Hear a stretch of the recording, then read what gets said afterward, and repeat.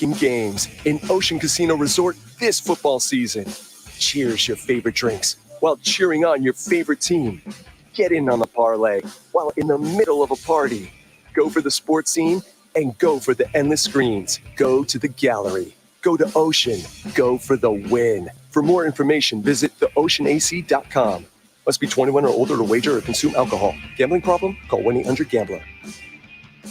Tax refund advance loans at Jackson Hewitt, up to $4,500. Details at jacksonhewitt.com. Eligible clients can get up to $1,000 in December and up to $3,500 in January. Loans by Republic Bank and Trust. Finance charge may apply. South Jersey's home of the Sports Bash with Mike Gill. I am the voice of the voiceless. 97.3 ESPN, WENJ, WENJ HD, Millville, Atlantic City, a Town Square media station. This is the Sports Bash with Mike Gill on 97.3 ESPN. Now, live inside the Matt Black Kia Studios, here's Mike Gill.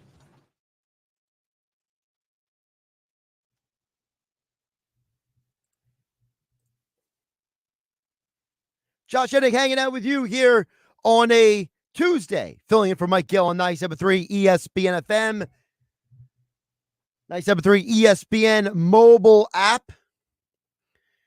Got a busy next 4 hours. Glad to have you on board the show today, whether you're riding with me in your car, listening on the app, wherever you're getting the show. I appreciate you guys tuning in to 97.3 ESPN. We got some Eagles news to get to as the Eagles pull in some reinforcements for their upcoming game this Sunday in Chicago versus the Bears.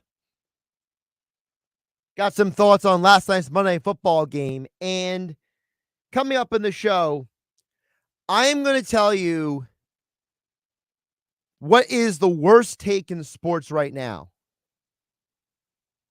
And it has to do with the Eagles. And I feel really ridiculous that I have to be the guy to explain this to people. Apparently, we live in a world where people at ESPN and Fox Sports, their producers are so stupid that they can't explain to their hosts when their takes are completely inaccurate. So we'll get to all that coming up here on the Sports Bash here on 97.3 ESPN. Coming up in the show, Dan Neuby Alexander from the Cash Considerations podcast. He will join us coming up in about 23 minutes from now. At 3 o'clock, John McMullen, Eagles insider, will join us to talk more about the latest with the Eagles. NFL insider Adam Caplan joins the show for Football at 4, powered by the Inside the Birds podcast. At 5 o'clock, we'll talk with Scott Grayson, Eagles Grayson's grades over at 97.3 ESPN.com and the 97.3 ESPN mobile app. We'll get his thoughts on the Eagles as we are, maybe we have more time removed from the awe-inspiring win to have a little context on what we actually saw. And then one thought on every game from Sunday, from Thursday, from Monday night. The football scientist, Casey Joyner, is in the house to talk all about it coming up at 5:25. All that and more, along with your texts at 609-403-0973 and your DMs into the 973 ESPN mobile app powered by First Bank of Sea Isle. Where we're going to start, though, is the poll question we put up over at 973 ESPN on Twitter. And I thought of this question, and I feel like I've been chewing on this like a really good piece of gum for a while now. That piece of gum that feels like the flavor's lasting forever. Then you realize you've been chewing it for 2 hours. You're like, why am I chewing this gum for 2 hours? Well, at least that happens to me. Maybe it doesn't to you, but still. Yesterday, Mike Gill and Ryan Rothstein were talking about the Sixers and how the 76ers, who are playing tonight to host the Sacramento Kings here on 97.3 ESPN, coverage begins at 7 p.m., how the Sixers are a team that is where they are right now. Like, how are the Sixers 14-12? And who's to blame for that? And I want to spin that conversation around, because instead of asking that question about the Sixers right now, I want to ask that question about the Eagles. So the poll question I put up, and you guys can answer as well. You can message the show at 609-403-0973 or DM the show through the 973 ESPN mobile app powered by First Bank of Sea Isle. Who deserves the more of the credit for the Eagles being 12-1? Who deserves the credit? Is it Nick Sirianni, the head coach, or is it the GM, Howie Roseman? Because the conversation that was being had between me back in the studio and Ryan and Mike Gill over at Ocean Resort yesterday in Atlantic City, the conversation we were having about was, well, if the Sixers are struggling, if the Sixers are having problems, whose fault is that? And the average fan will tell you it's Doc Rivers' fault, okay? But then we also brought up, well, didn't Daryl Morey build this team? Well, didn't Daryl Morey trade for James Harden? So I wanted to spin it the other direction with the Eagles, because we don't spend a lot of time when a team is good. We want to blame somebody when things are going bad, but we don't always want to give credit. We don't always want to give the flowers when someone is good. So that's what I'm going to try to do a little bit of today, because the Philadelphia Eagles are 12-1. And look, I can go through every NFL team, and you asked me, why is this team this record? I can give somebody credit on every team, okay? You look at the Washington Commanders, for example. How are they 7-5-1 after a horrible start to the season? Well, I got to give the head coach a lot of credit because he kept everybody in check. He kept everyone focused. They recalibrated, and they are right there for a shot at the postseason. Why are the Green Bay Packers 5-8? Because their GM, Brian Gutekunst, is an egotistical jerk, to put it nicely, because I'm on the radio and I'm not supposed to use a foul language on the radio. I don't understand in what reality he thought that roster and that offensive line was good enough to win in front of any quarterback. I don't care if it's Aaron Rodgers or whoever. Again, I can go through every team in the NFL. Someone credit, someone blame. Why are the 49ers 9-4? No offense to Kyle Shanahan. It's his defensive coordinator, DeMeco Ryans, who is getting the most out of the talent on that side of the ball. That team on the year has allowed 197 points total. They are the only team in the NFL that has allowed less than 200 points this year. The only team is the San Francisco 49ers. So Kyle Shanahan will get a lot of credit from a lot of people when this team makes a playoff run because of Brock Purdy. But I'm not one of these simpletons who grabs hanging fruit, who's going to sit there and give the quarterback and the head coach on the offense all the credit when that defense has been carrying them at times this year. So then we spin it back to the Eagles. Who deserves more credit? Is it Howie Roseman or is it Nick Sirianni? Now, we're very early in the process. Early returns on the voting on the poll question I posted a couple hours ago has 75% Howie Roseman and 25% Nick Sirianni. Now, if I'm going to read into that, it sounds like to me that people, at least the first group of people who voted, they are saying to me that they give Howie Roseman the credit for putting the roster together, and then Nick Sirianni is being successful with a good roster. I'm not saying you're wrong, but I'm personally conflicted because on one hand, I think Howie Roseman had the best offseason of any executive in the NFL. What he did to build this roster to start the season in some ways was like magic. It was like a magician. But then the additions he added in season, when they brought in Linval Joseph and Ndamukong Suh, it was almost like a coup, was it not?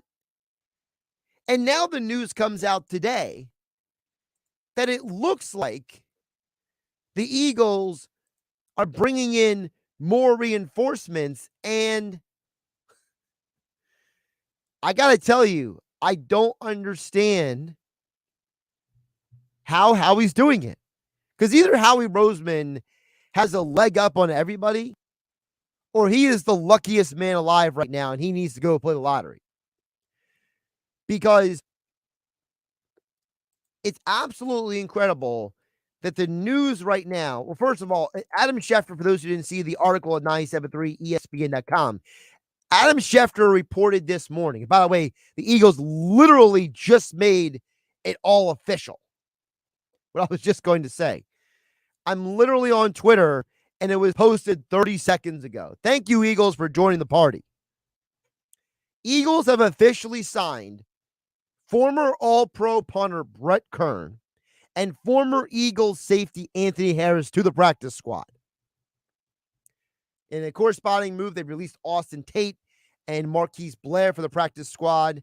Aaron Sipas has been placed on the injured reserve list. So Sipas now is going to miss a minimum of 4 games down the stretch. And former All-Pro Brett Kern is your guy. But think about how crazy that is. This is now another guy who at one point was a high-level player.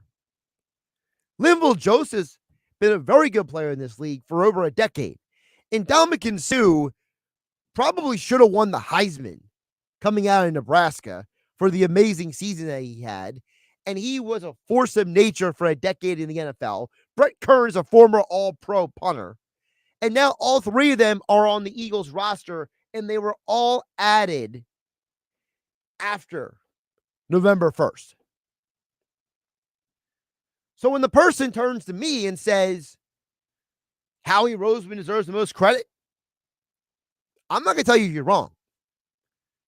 But just to play devil's advocate, this is why I'm conflicted when it comes to Nick Sirianni.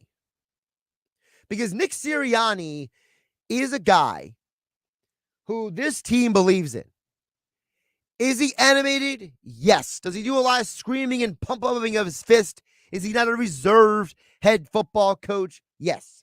And I understand in Philadelphia, the Eagle fan had so many years when it was Ray Rhodes and Andy Reid and the smug Chip Kelly and the players coach Doug Peterson, that Nick Sirianni is kind of a jolt to the system.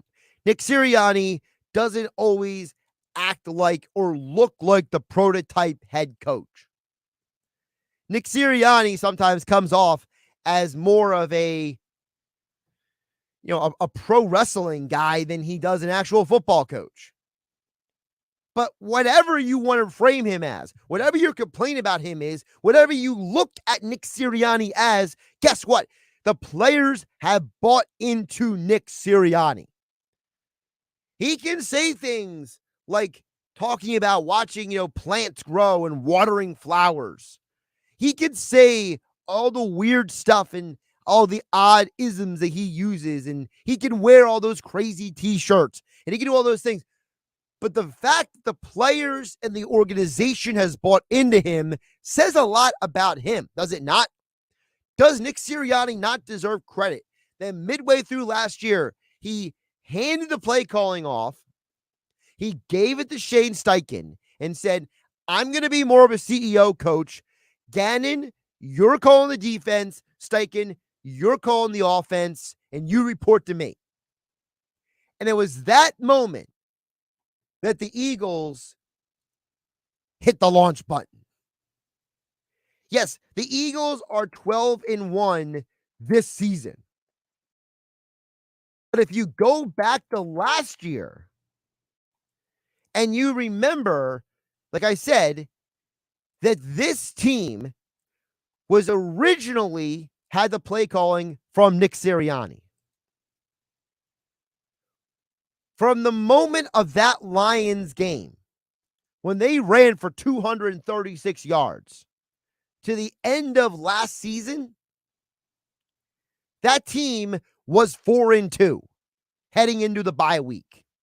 And after the bye week, they were 3-1. And realistically, going to that Cowboys game was basically the JV squad versus the Cowboys team who wanted to flex on the Eagles because, well, they're Dallas. So that means that this team was 7-3 after Nick Sirianni gave up play calling last year. And now they're 12-1 this year. Well, some simple math will tell you that since Nick Sirianni handed over the play calling to Shane Steichen, they are 19-4. So that's part of the reason why, for me, I'm conflicted on who deserves the credit. Because you have a head coach that the players have bought into. This is like Hard Knocks a few years ago when Todd Haley and Hugh Jackson were at each other's throats in the Browns organization on Hard Knocks. This organization, this group of players, look at Sirianni and they hear him, they believe him, they trust him. So that's why I got to put Sirianni in that conversation. So even though right now, 75% of the people voting at 973 ESPN on Twitter, even though the majority of the text coming in at 609-403-0973, the majority of the messages coming in on the 973 ESPN mobile app powered by First Bank of Seattle City, so many of you are telling me Howie Roseman deserves the most credit. There's still a part of me that looks at Sirianni and says, if that coach was somebody else, would this team still be 12-1? Would this team be 19-4 since last year's Lions game? Because when you really break it down, talent is not enough in sports. You can have talent and still not be a good football team. When you watch the Arizona Cardinals last night, yes, Kyler Murray went down with an injury, but heading into that game, they were 4-8. And they were 4-8 with a roster that for the majority of the year featured James Conner at running back, a team that traded for Robbie Anderson, A.J. Green, DeAndre Hopkins, who joined the team after a 6-game suspension, Rondale Moore, Zach Ertz before he was injured. They had talent all up and down the offense. And don't forget the defense. J.J. Watt still got his fastball. Zaven Collins is a phenomenally talented young linebacker. Budda Baker is maybe the most underrated safety in all the NFL in terms of what he can do and how much of a leader he is on the defensive side of the ball. There is talent up and down that Cardinals roster. But going into last night, they were 4-8. And now Kyler Murray gets the non-contact injury, and they look like they're cooked. Now, Steve Keim, you would argue, had a good offseason. You got Marquise Brown. He's a guy who locked up Zach Ertz. They locked in Kyler Murray for a contract that was not fully guaranteed like Deshaun Watson is. This organization has actually drafted pretty well in the last few years, has Arizona. They gave the coach the roster, but Cliff Kingsbury is basically a college coach who doesn't fully understand the NFL. Cliff Kingsbury is a bit of a guy who's more interested in his beard being perfect and showing off his pretty house to television cameras than he is about winning football games. He says all the right things, but on game day, nah. This is the coaching staff that told Kyler Murray in the Eagles game the wrong information, and it put Arizona in a position where they would lose the game because of the mismanagement of that coaching staff with that quarterback. So again, the coach is important. Yes, the GM deserves a ton of credit. Howie Roseman is probably the executive of the year for the roster that they have. But you still need the coach to do his job. The coach still has to have the players buy in. Josh Hennig filling for Mike Gill here on the Sports Bash. 97.3 ESPN FM, 97.3 ESPN mobile app powered by First Bank of Seattle City. Over on the text board, Jack in Wildwood says, my vote is for Howie Roseman because he got the players here and the coach is getting the most out of them. They both deserve the credit. That's Jack in Wildwood. Jack, you're right. They both deserve the credit. But the problem is that when things go wrong for a team, as I said earlier, Jack, when things go wrong, we want a boogeyman. We want someone to blame. When things go right, everybody gets the credit, right? So that's why I ask, let's take what we do when a team loses and apply it to when a team wins. Who deserves more credit? Roseman? Nick Sirianni? We'll get to your messages coming up here on the Sports Bash, being brought to you by the Gallery Bar Booking Games and Ocean Resort Casino. Cheers your favorite drinks while cheering on your favorite team. Go to the Gallery and Ocean Resort Casino and go for the win. For more information, visit oceanac.com.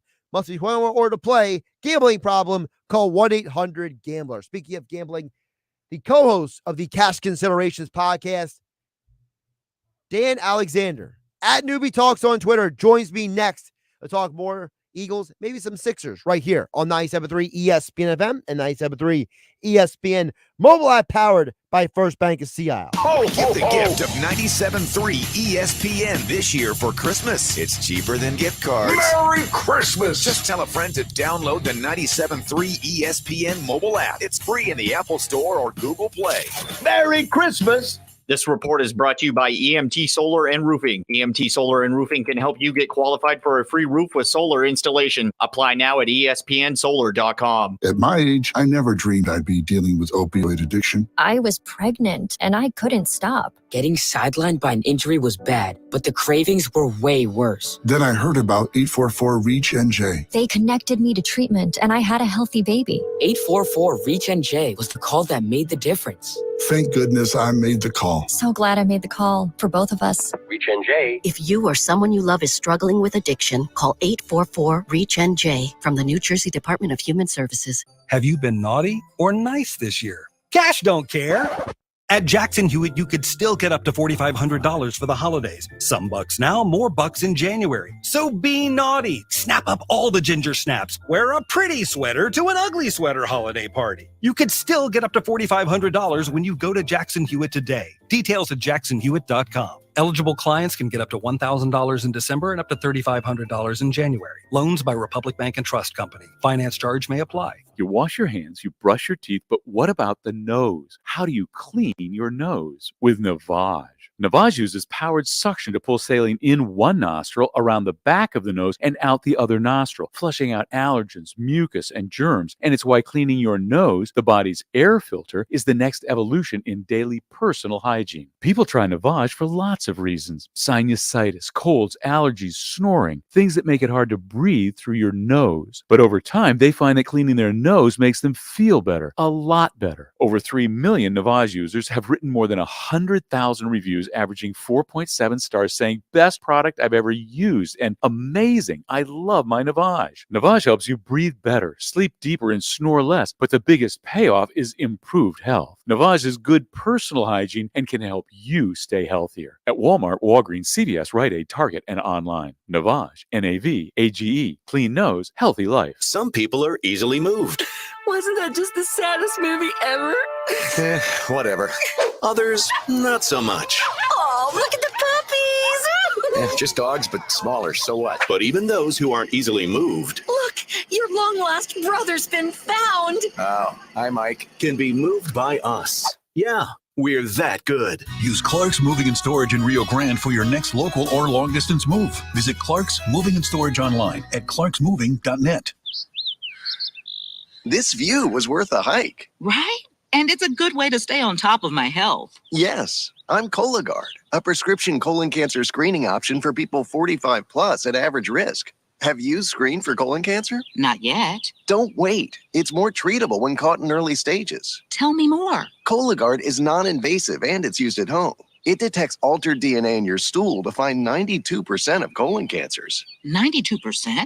Yep, even those in early stages. This was seen in a clinical study with patients 50 and older. Any positive result should be followed by a diagnostic colonoscopy. False positive and negative results may occur. Cologuard is not a replacement for colonoscopy in high-risk patients. Do not use if you have had adenomas, have inflammatory bowel disease and certain hereditary syndromes, or a personal or family history of colon cancer. Most insured patients pay $0. Ask your provider or an online prescriber if Cologuard is right for you, or visit Cologuard.com. I'm in. At the Home Depot, we have the tools to make gift-giving magic for all the DIYers on your list. If they prefer working on real homes over gingerbread houses, you can't go wrong with Makita Power Tools, like the 18-volt 2-tool kit for only $249, or the 18-volt compact circular saw for only $139. Get everything you need to get it done with new lower prices on Makita Power Tools only at the Home Depot. How doers get more done.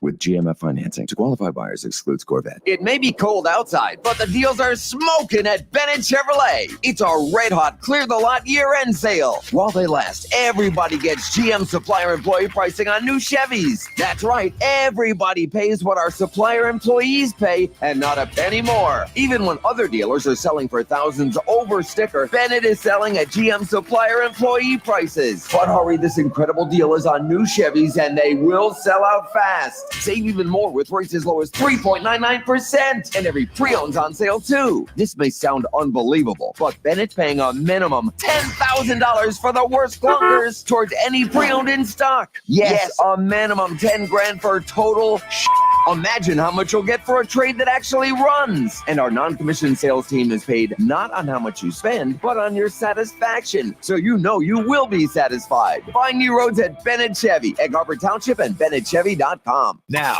back to more Sports Bash with Mike Gill on 97.3 ESPN, South Jersey's sports leader.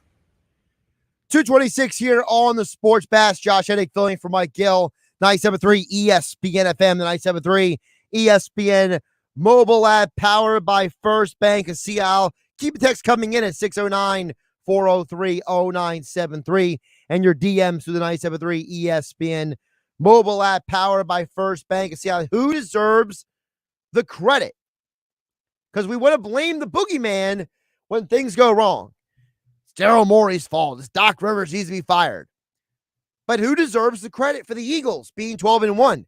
Is it Howie, who bought the groceries, or is it Nick Sirianni, who made the dinner? We'll ask Dan Alexander from the Catch Considerations podcast now as he joins us here on the Sports Bash. Josh Hennig filling for Mike Gill on 97.3 ESPN. Dan, thank you for being the leadoff hitter of the guest lineup today. How you doing?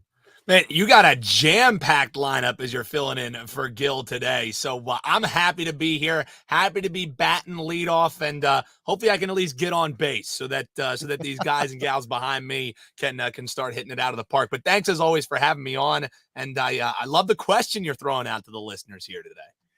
So how do you feel about it? Because you know how it is. You know how sports talk radio works. Like when things go wrong, fire Joe Girardi, right?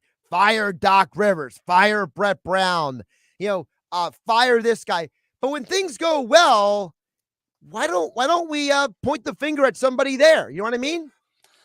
Well, it's always a lot easier, right? When and especially us as Philadelphia sports fans, I think we really pride ourselves on our directed anger and the clarity that we find in our anger and our ire. But I think the question you're throwing out here today, Josh, has a lot more of an element of the chicken and the egg, right? Because do we have Nick Sirianni if we don't have Howie Roseman? He was instrumental in the hiring process of Nick Sirianni. Him and Jeff Lurie and a whole host of other people really dug deep and tried to find what are we going to do as we're trying to rebuild this Philadelphia Eagles team. Because after 2020, I think if you polled 100 different Philadelphia Eagles fans, I would say probably 95% of them, Josh, were very despondent and maybe not so optimistic about this team's opportunities moving forward, that it was really going to be a rebuild.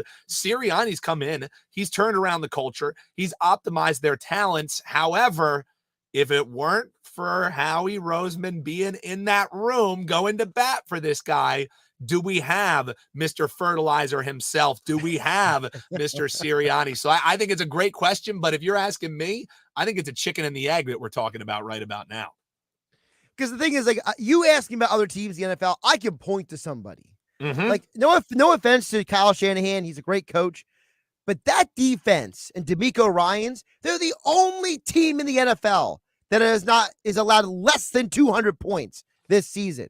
So to me, that defense deserves credit. On the flip side, you know how the Packers stink? Because their GM is an egotistical imbecile, okay? I mean, they thought that roster, doesn't matter who the quarterback is, was good enough to win games. I mean, come on. That's insane. So to me, I can look at other teams and I can point to somebody. But with the Eagles, like you said, is it Roseman? Is it Sirianni? Is it the Fertilizer? Is it the guy with the binoculars in the booth? I don't know. Yeah, and it is a great question, and one that doesn't really have a black or white answer, so to speak. But I just think the sum of the parts is what the Eagles have always prided themselves on. You know, that's what Jeff Lurie always looked for in a coach. It's why he loved Andy Reid. It's why I don't know how the heck we ended up with Chip Kelly, because that guy was always the smartest person in the room.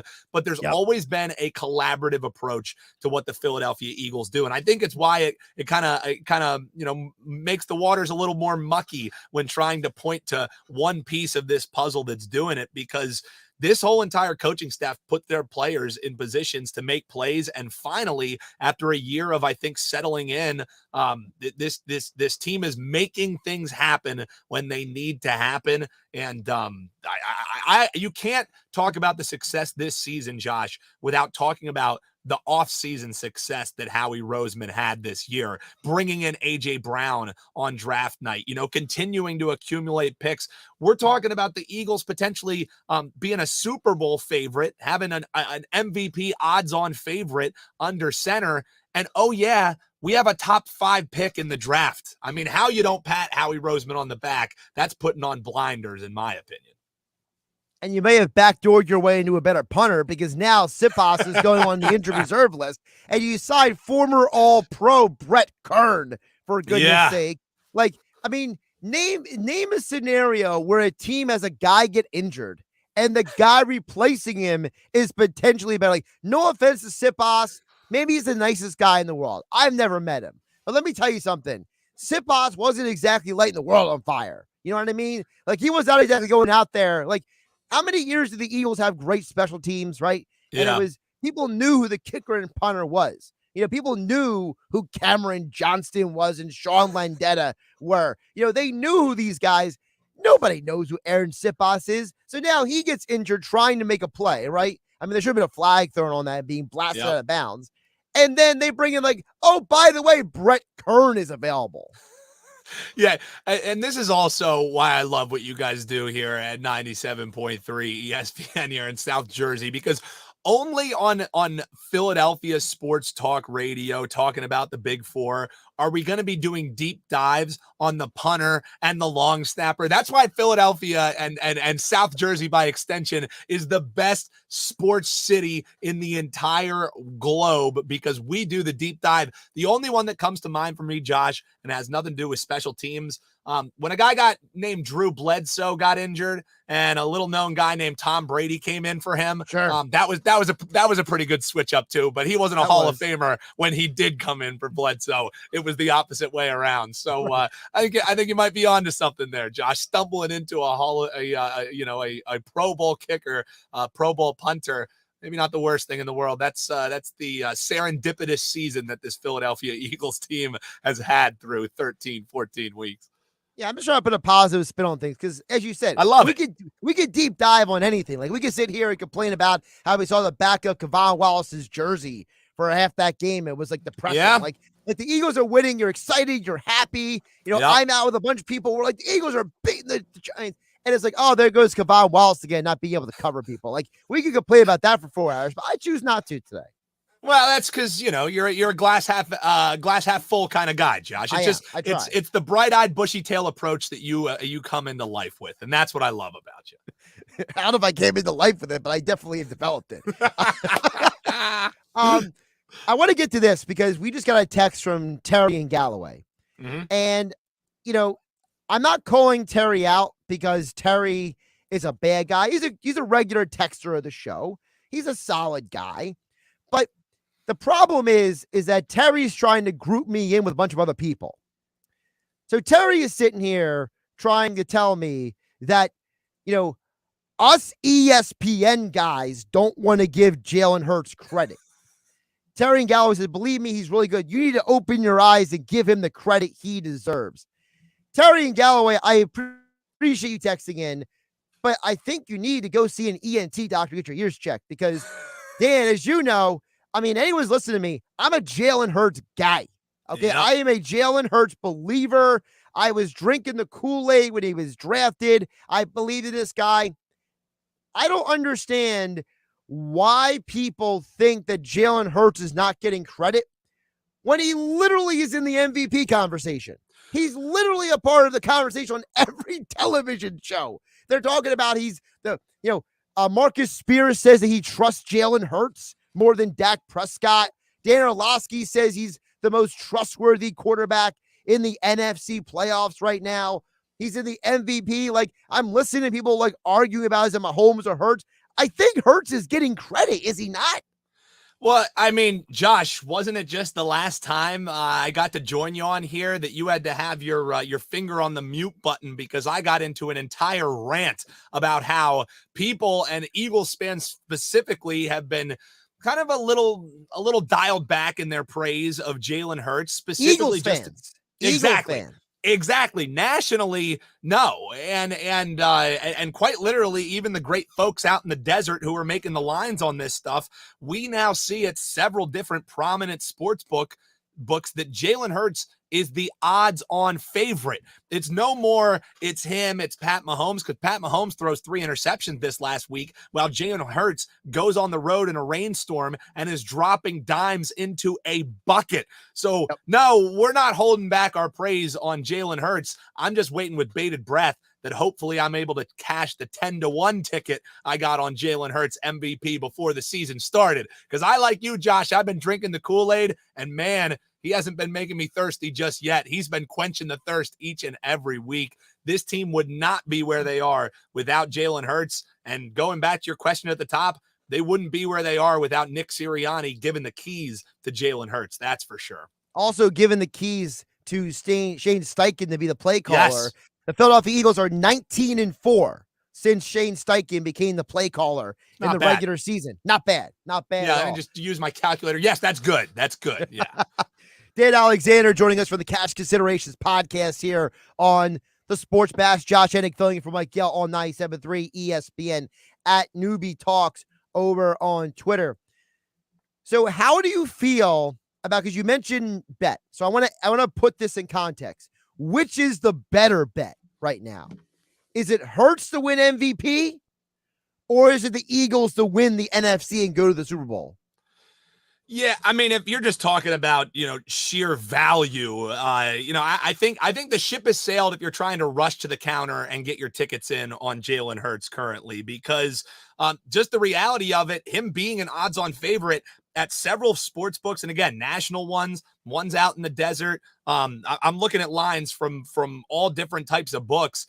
We have some where Jalen Hurts, you actually have to lay money to back Jalen Hurts. And for some people who aren't as privy on what sports betting talk is, basically when I'm saying lay money, it means that if you bet he's minus 150 at several different books to be the favorite. So you would have to make a $15 bet to win $10 back plus your initial investment. So your payout would be $25 on a Jalen Hurts ticket. Whereas before the season, he was as high as 22-1. So a $10 bet would win you $220. So the value is kind of bottomed out on trying to get Jalen Hurts MVP tickets. I think if you want a sure thing, I don't think there is such a thing, but it's looking more and more. And if this progression continues for Jalen Hurts, that he is going to be your MVP this season.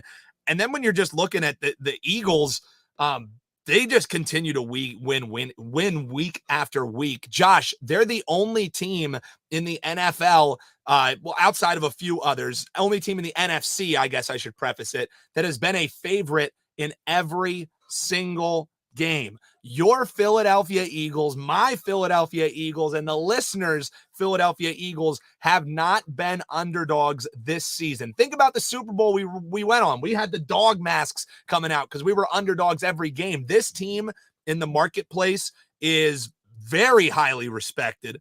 They have not been underdogs yet this year.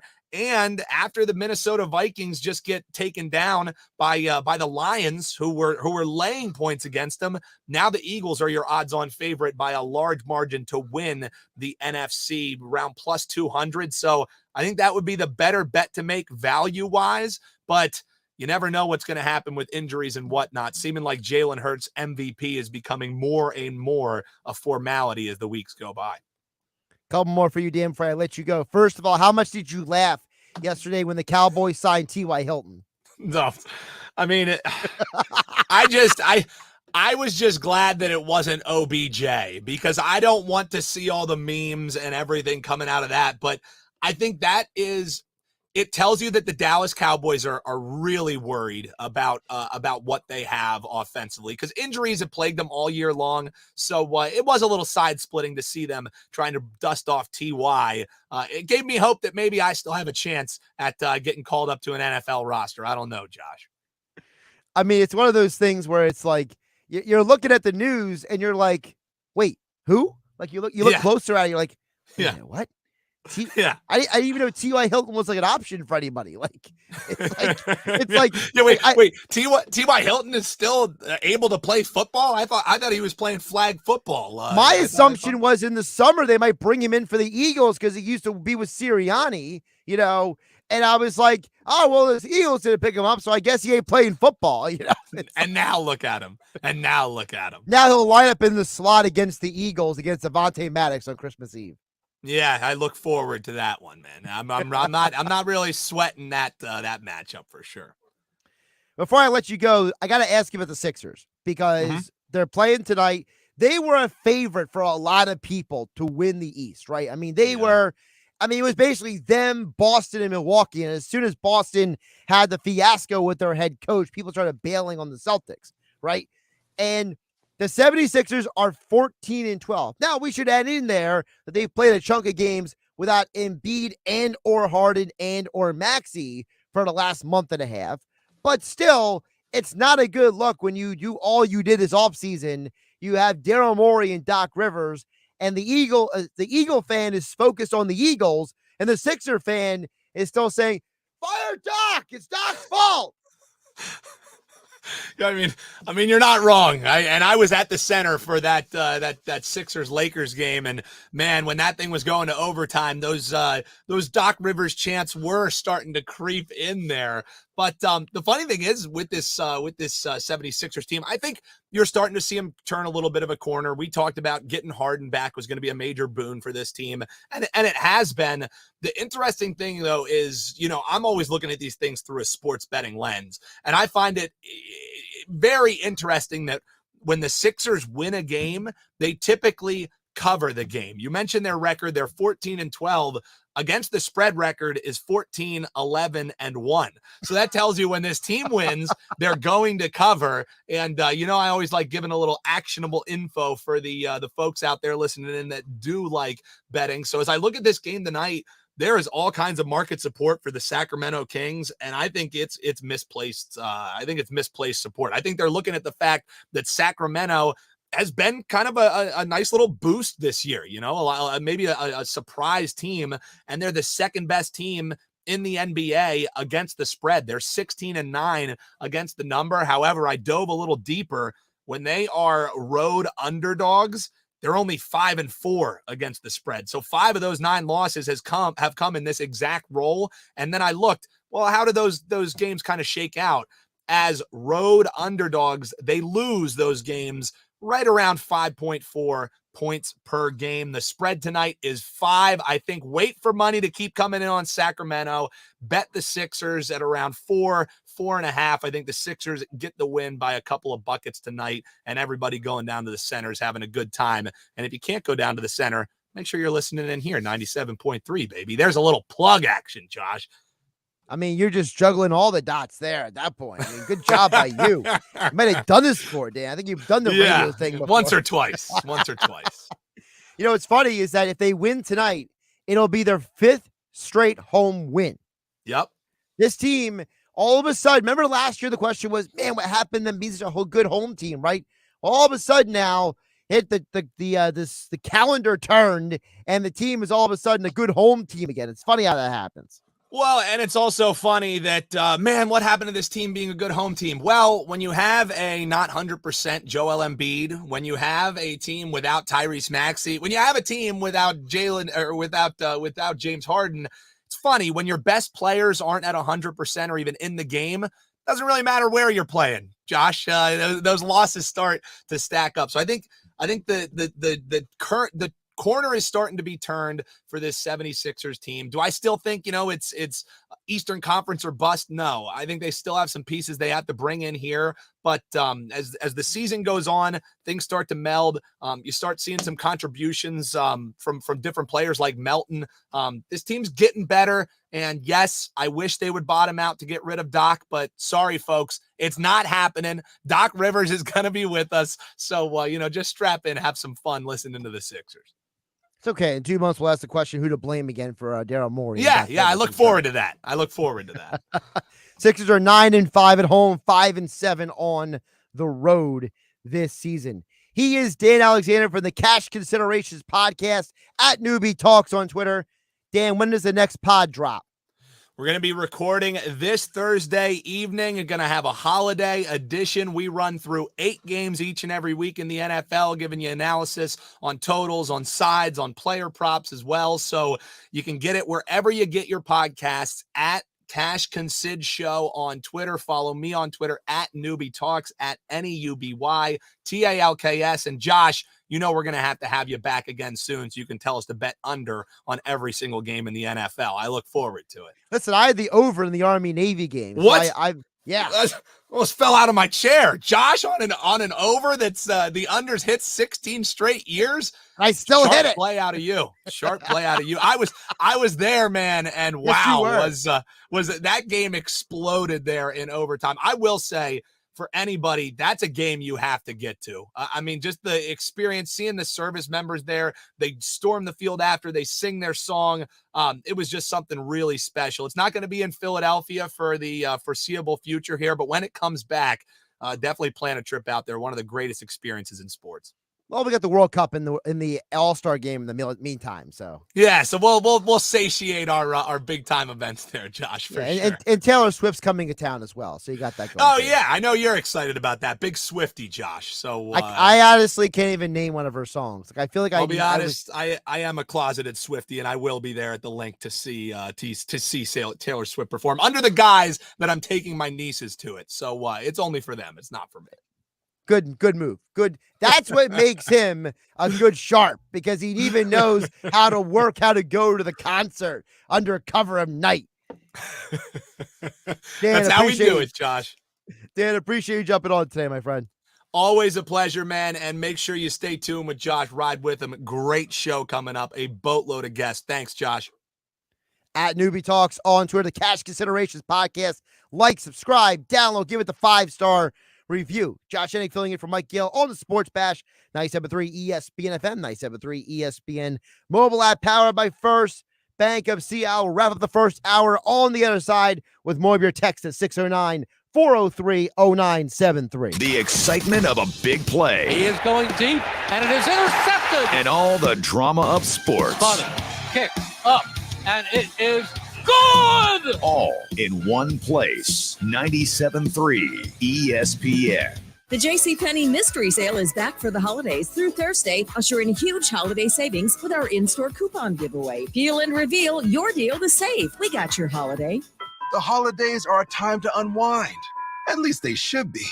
So tune everything out and find some peace of mind in the turbocharged Acura Integra. Spend some quality time with the family in the spacious MDX Type S. Unwind at the Acura Season of Performance going on now. Acura, precision crafted performance. Visit your Delaware Valley Acura dealer to find your Acura today. It's game day at Jim's house, and the spread is impressive. Mike's already done some damage with the hot wings, and now he's dropping back and going deep for another slice of pizza. I sure hope he brought the Pepto. Mike knows the Pepto-Bismol provides fast 5-symptom relief from unexpected stomach upsets. He's no rookie. The way he's throwing back those nachos, he's the GOAT. Be ready for game day with Pepto-Bismol. When you have nausea, heartburn, indigestion, upset stomach, diarrhea. Use as directed. Keep out of reach of children. Why would someone looking for a mortgage at the Jersey Shore take a loan from a company in Detroit or North Carolina or some other far-off place? Online mortgages promise a lot, but don't always deliver. First Bank of Sea Isle City knows the Jersey Shore. We are local lender. We use local appraisers and provide in-house processing. We understand the unique obstacles of financing in Cape May County. Don't take a chance. Local banking is better. Let us guide you. First Bank of Sea Isle City. Member FDIC. Equal housing lender. O'Reilly. Improve visibility in your vehicle and save $10 on a pair of Trico Force wiper blades now at O'Reilly Auto Parts. Don't risk your safety because of bad wiper blades. Be ready for any weather. Our professional parts people will even install your new wiper blades for free. Visit your local O'Reilly Auto Parts or O'ReillyAuto.com. O'Reilly Auto Parts. Have you been naughty or nice this year? Cash don't care. At Jackson Hewitt, you could still get up to $4,500 for the holidays. Some bucks now, more bucks in January. So be naughty. Snap up all the ginger snaps. Wear a pretty sweater to an ugly sweater holiday party. You could still get up to $4,500 when you go to Jackson Hewitt today. Details at jacksonhewitt.com. Eligible clients can get up to $1,000 in December and up to $3,500 in January. Loans by Republic Bank and Trust Company. Finance charge may apply. Dell Technologies' Days of Deals for Business start now with fresh, limited quantity deals on tech to drive productivity. Save on select performance laptops and desktops powered by 12th Gen Intel Core processors. Don't forget special pricing on the latest monitors, docks, and accessories, plus free shipping on everything, and special financing with Dell Business Credit. Call a Dell Technologies advisor at 877-ASK-DELL. That's 877-ASK-DELL. You wash your hands, you brush your teeth, but what about the nose? How do you clean your nose? With Navage. Navage uses powered suction to pull saline in one nostril, around the back of the nose, and out the other nostril, flushing out allergens, mucus, and germs. And it's why cleaning your nose, the body's air filter, is the next evolution in daily personal hygiene. People try Navage for lots of reasons. Sinusitis, colds, allergies, snoring, things that make it hard to breathe through your nose. But over time, they find that cleaning their nose makes them feel better, a lot better. Over 3 million Navage users have written more than 100,000 reviews, averaging 4.7 stars, saying, best product I've ever used, and amazing, I love my Navage. Navage helps you breathe better, sleep deeper, and snore less, but the biggest payoff is improved health. Navage is good personal hygiene and can help you stay healthier. At Walmart, Walgreens, CVS, Rite Aid, Target, and online. Navage, N-A-V-A-G-E, clean nose, healthy life. Up at the dealership, people pause. Out comes good old trade-in clause. The perfect time of year to upgrade your ride. Trade in your car while the values are high. Bring any trade to Matt Platt Kia and drive home in a brand new Kia, even with 0 down and 0% APR financing for 36 months. Don't see your new Kia on the lot today? That doesn't mean you can't drive it home tomorrow with peace of mind. Matt Platt Kia's exclusive 4-day love it or leave it return policy. So if you have a job clearing $350 per week at Matt Platt Kia, you're virtually approved. So why pay more when you can pay 0% with 0 down? Ho, ho, ho. Boys, we're going to Matt Platt Kia. It's gotta be a Matt Black Kia. Rate qualifications exist with approved credits. $27.78 per thousand financed on in-stock 2023 Sorrento Hybrid. Not all will qualify. Go to mattblackkianj.com for complete details or 888-506-4132. Price includes all costs to be paid by consumer, except for licensing, registration, and taxes. Expires 12/31/22. Matt Black Kia, 6211 Black Horse Pike, Egg Harbor Township, and now on Route 37 and Tom's River. Now, back to the Sports Bash on 97.3 ESPN. Still to come on the Sports Bash, we got John McMullen coming up next hour, as well as Football on 4 with Adam Caplan from the Inside the Birds podcast. Right now, let's get to see your text at 609-403-0973. Josh Hennig filling in for Mike Gill here on a Tuesday edition of The Bash. Text and message comes in and says, is the Chicago Bears game a trap game for the Eagles? Weather could be an issue. Justin Fields is a good runner. Here's the thing. I don't think it's a trap game, but I do think Justin Fields does create matchup issues. And it's a matter of, do the Eagles look at Jalen Hurts and say, we can learn from Jalen of some ways to handle Justin Fields? And, they just played in bad weather last week. So I'm assuming that this team is going to be fine. I mean, they beat the Jags in the downpour. They beat the Giants in the rain. I think this team is going to be fine in the weather. Bill in EHC says Zach Pascal is better than T.Y. Hilton. Not arguing that. That's for sure. My thing was, I thought that they might bring in T.Y. Hilton as like a guy for like the practice, to fill out the training camp roster, just have another body out there, but guess not. Stephen Morris says Howie gets the credit. Number one, he made the moves to get all the players in house. Two, I've never seen anyone manipulate the salary cap the way Howie Roseman does. Howie's only negative against him so far wasn't his doing. That was on Chip Kelly and Jeffrey Lurie. That's Stephen Marmora. Well, the thing with Howie is that I think that for a lot of people, they looked at Howie and wondered, could this guy be a successful GM when he doesn't have the traditional football background? I think that comes into play for a lot of guys. I don't think Howie's alone in that. I think people had a predisposed bias against him, and that's why they didn't believe in him. Or Eagles Talk next with John McMullen here on the Sports Bash from 97.3 ESPN.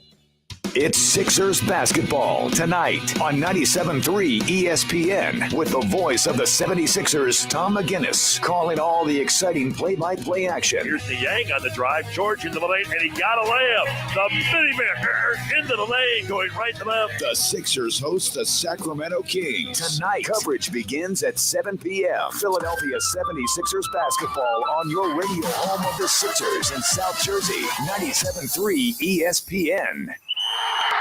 When it comes to wings in the Delaware Valley, nobody beats the Piccalilli Inn. Whether it's South Jersey's best wings, tails, or ears, let them know you're sauce champion. All 10 delectable flavors are going head-to-head to battle for number one. When it's game day, you just gotta head to the Pick. Visit them on Facebook or at piccalilli.com for their Pick game specials. And be sure to pre-order to guarantee your spot in Sunday's lineup. Nobody beats the Piccalilli Inn. Visit the one, the only, the original Piccalilli Inn, Route 206 in Chemong.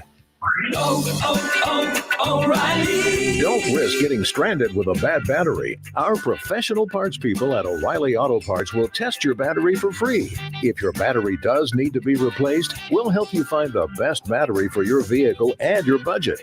Don't wait until your battery is dead. Get it tested for free today at your local O'Reilly Auto Parts store.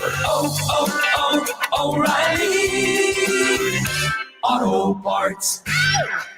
GMS Law is proud to celebrate 50 years in business. Hi, I'm Joel Chipkin, and I'm a certified civil trial attorney at GMS Law. While many significant changes have occurred within the legal system over the years, one thing that remains the same is our belief that the client comes first, all the time, every time. Make the right call to GMS Law. Call us at 609-344-7131. That's 609-344-7131. Or visit us online at gmslaw.com.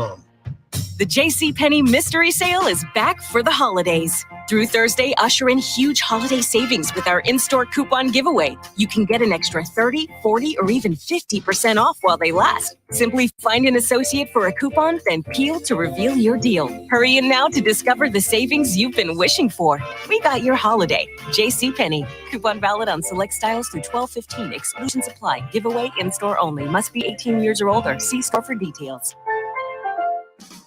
Batteries Plus Bulbs with stores in Northfield at 900 Tilton Road and on Route 73 in Mount Laurel is your destination for boat and marine batteries. Roy, Scott, and their team are extraordinarily service-minded, and they have creative solutions to fix your cell phones and tablets, batteries for your power tools, cars, motorcycles, golf carts, and other devices. Performance batteries. They have what you need to get ready for storm season, including generators and so much more. Shop local, shop Batteries Plus Bulbs in Northfield and Mount Laurel.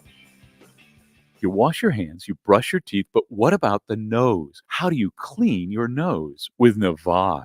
Navage uses powered suction to pull saline in one nostril around the back of the nose and out the other nostril, flushing out allergens, mucus, and germs. And it's why cleaning your nose, the body's air filter, is the next evolution in daily personal hygiene. People try Navage for lots of reasons: sinusitis, colds, allergies, snoring, things that make it hard to breathe through your nose. But over time, they find that cleaning their nose makes them feel better.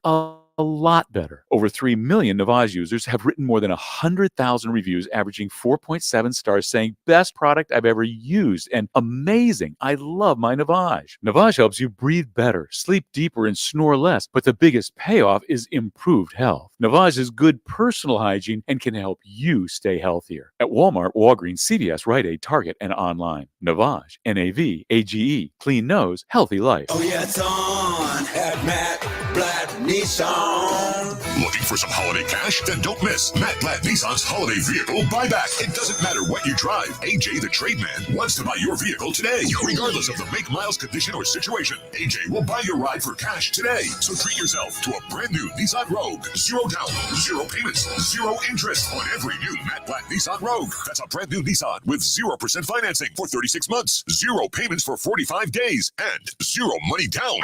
And AJ says you'll get more cash than you think and drive away with peace of mind, because only Matt Blatt Nissan has a 4-day love it or leave it return policy. MattBlattNissan.com. Rate qualifications exist with approved credit. $27.78 per thousand finance. Negative equity will be refinanced into new vehicle. Rate qualifications exist. Not all will qualify. Offers can't be combined. Call 877-289-6670 or go to MattBlattNissan.com for complete details. Offer ends 12/31/2022. It's on at Matt Blatt Nissan on the Black Horse Pike, Egg Harbor Township. A town square media station serving all of South Jersey. This is 97.3 ESPN, home of the Philadelphia Eagles. He is hit.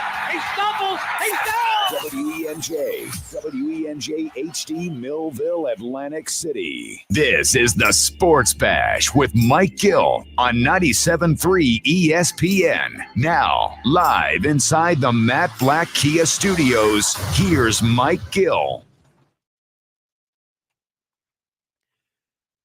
Welcome to the 3 o'clock hour on a Tuesday edition of the Sports Bash. Josh Hennig filling in for Mike Gill here on 97.3 ESPN FM, the 97.3 ESPN mobile app powered by First Bank of Sea Isle. The transaction wire is staying busy for the Eagles. So even though Reed Blankenship and Aaron Siposs are going to miss time, the Eagles are already finding reinforcements. And they get more into the latest with the Eagles ahead of their game against Chicago is John McMullen. Joins Mike Gill on the Sports Bash every Monday through Thursday at 3 o'clock. Of course, you can catch John every morning with Jody Mack on the JAKIB Media YouTube channel. John, welcome in. How you doing today? Doing well. How are you, Josh? Doing pretty good. Long time no talk on the radio. Well, for you and me. So, John, it's exciting. It is exciting. So I got to ask you, and I can't believe I'm asking you about a punter to start off this conversation. I mentioned to you before we came on, Aaron Siposs, nobody wanted him to get hurt, but it's not like he was scorching the earth with a great season. And now they're bringing a guy as a former all-pro punter to replace him. It's almost like Howie Roseman backdoored his way into another good move. Yeah, potentially. I mean, we have to see how Brett Kern is. He hasn't punted all season, obviously. But, if you look at last year in Tennessee, he had a solid season. You mentioned a former Pro Bowl punter, 2-time All-Pro, actually. So he's been very effective in the past. And it wasn't like he lost his job to just anybody. Ryan Stonehouse leads the NFL in punting. He was the guy here with Tennessee that outkicked his coverage. He had a really strong leg, so he didn't just lose his job to some nobody. But he also hasn't punted all year, and we have to see at age 36, can he come off the couch, so to speak, and deliver? But the Eagles are so good offensively. Number one, they don't punt a lot, and they also don't punt a lot because they're aggressive and they go for it on 4th down a lot. So he's, and you see it with these veteran punters. They're very good directional punting, and pinning teams back inside the 20, which is probably going to help the Eagles more than the big-legged guy, because they're rarely going to be backed up that need the 60, 65-yard punt to flip the field. So I think it's going to work out, but we have to wait and see. Now, Siposs is going on the injury reserve list. He's going to miss a minimum of 4 games, but I know there's a guy who could be activated this week for his 21-day window, that being Dallas Goedert. Yeah, that's how I expect. The Eagles did a bunch of stuff. Kern and Anthony Harris were signed to the practice squad, so they're both going to start on the practice squad. And obviously, Kern's going to be elevated for Sunday's game.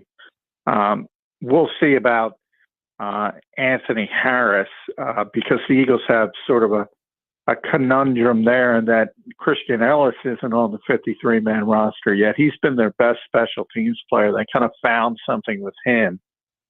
So ultimately, they only have one elevation left for him, and then they're going to have to put him on the 53. But clearly, by putting Siposs on injured reserve, they do have that open roster spot, and you're going to see Dallas Goedert's practice window open tomorrow, and very similar to Avonte Maddox this week into the Giants game. If everything goes well on Wednesday, Thursday, Friday, he's going to be activated for the game in Chicago to take that roster spot. And then moving forward, the Eagles kind of have to figure it out with Anthony Harris and Christian Ellis and how they're going to have 3 elevations for Harris, so they can work with that. They have 3 elevations for Kern, so they can work with that. Before they have to make those types of moves. But it's going to be interesting with Christian Ellis. With Goddard, do you think that if they do activate him, there's a possibility he doesn't get a lot of playing time in Chicago, considering that, maybe they don't really need him per se to win the game, or it could maybe be treated like, hey, get him out there, get him some reps, get him back to game speed? Well, I mean, Dallas is, I look at Avonte Maddox this week, and he played a lot. So, if he's ready to go, he's going to play, and he's going to play a lot.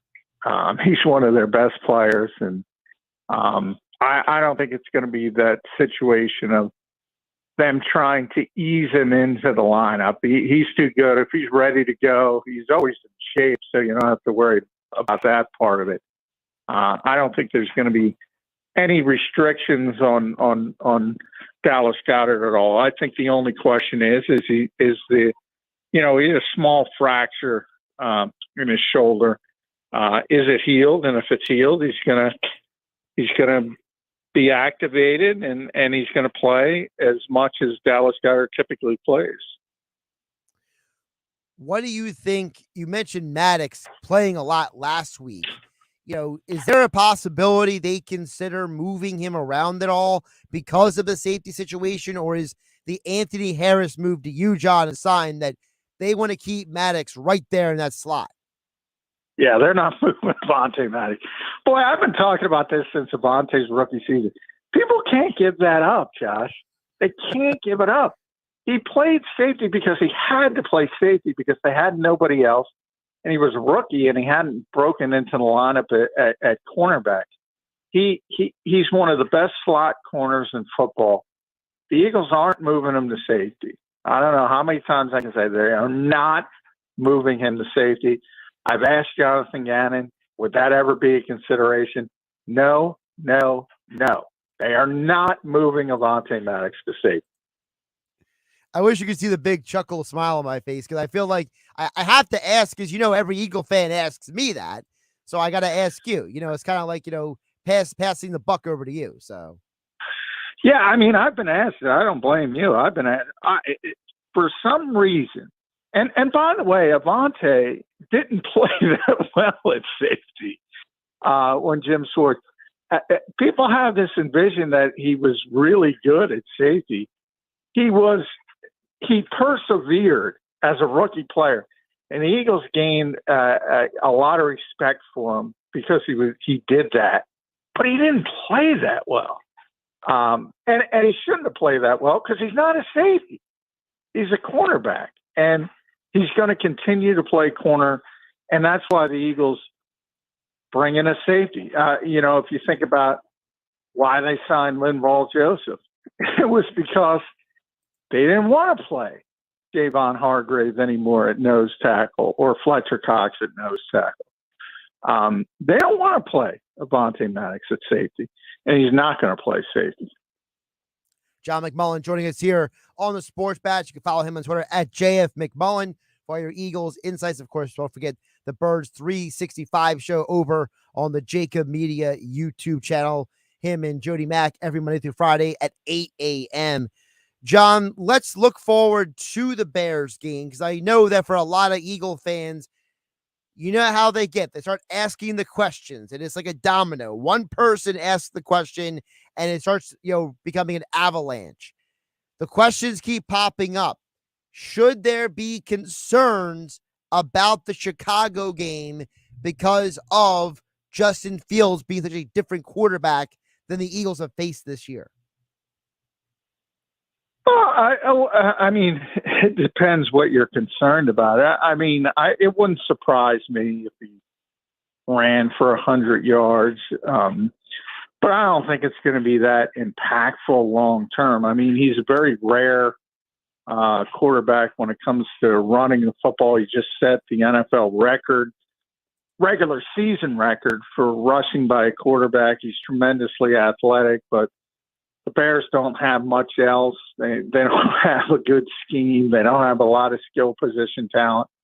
So basically, it's Justin Fields doing a lot of off-schedule stuff. And, yeah, he's going to gas you for a couple big runs. If he's healthy and he's been banged up, he's going to do that. But I do think people, if that happens, the Eagles will still win the game easily.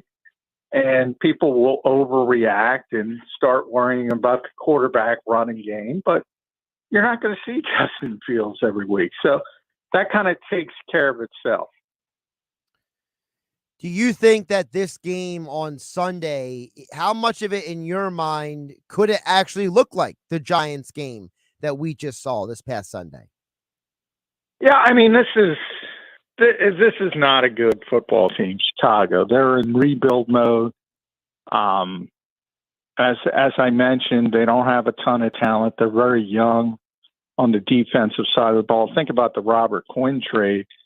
With him coming here, I mean, Robert Quinn was double teamed pretty consistently in Chicago because they have nobody else. And you've seen Robert Quinn when he was here. The Eagles might have 8 defensive linemen better than Robert Quinn. That's how different the disparity is talent-wise between the Eagles and Bears. Now, the one concern you have is it's a logical letdown spot in between 2 road games in the division. Chicago's got the worst record in the NFC. Dallas is coming up on Christmas Eve. But, when we talk about letdown games and trap games, this team has been very good. They haven't fallen into any of that. So I don't see why it starts this week against a bad Chicago team. What is something that you expect the Eagles to maybe do in preparing for Chicago that, may be different? Because how Eagle fans are. They're, they start overthinking the room. They start worrying about things, or they're looking ahead to Dallas. We know the Eagles aren't looking ahead to anybody. This is a week-by-week team. Sirianni's got the fertilizer going still. So, what do you think is a fair expectation for the Chicago game for the Eagle fan? I think a fair expectation is a pretty easy win. Same thing I said with the Giants. I mean, the talent disparity is so great. It's rare that you see it in the NFL. But Chicago is one of the teams that pretty much clearly signaled before the season even started. They have a new GM, they have a new coach, and they wanted to tear it down and start over. And they're pretty much in the midst of doing that offensively. As I mentioned, it's basically Justin Fields and nothing else. And defensively, they no longer have the dominant front seven like they had when Vic Fangio was there with Khalil Mack, and Robert Quinn was getting 20 sacks and 19 sacks. They don't have that anymore. So it's just hard to envision a path to victory for the Bears.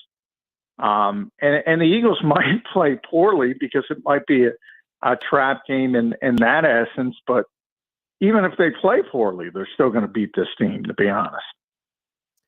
John, I want to get your thoughts on the question I asked earlier in the show because, just to frame it for you, when teams do bad, everyone wants a boogeyman, right? Everyone wants to point to somebody as the bad guy, the reason why, right? Well, and when team does well, I want to flip that around.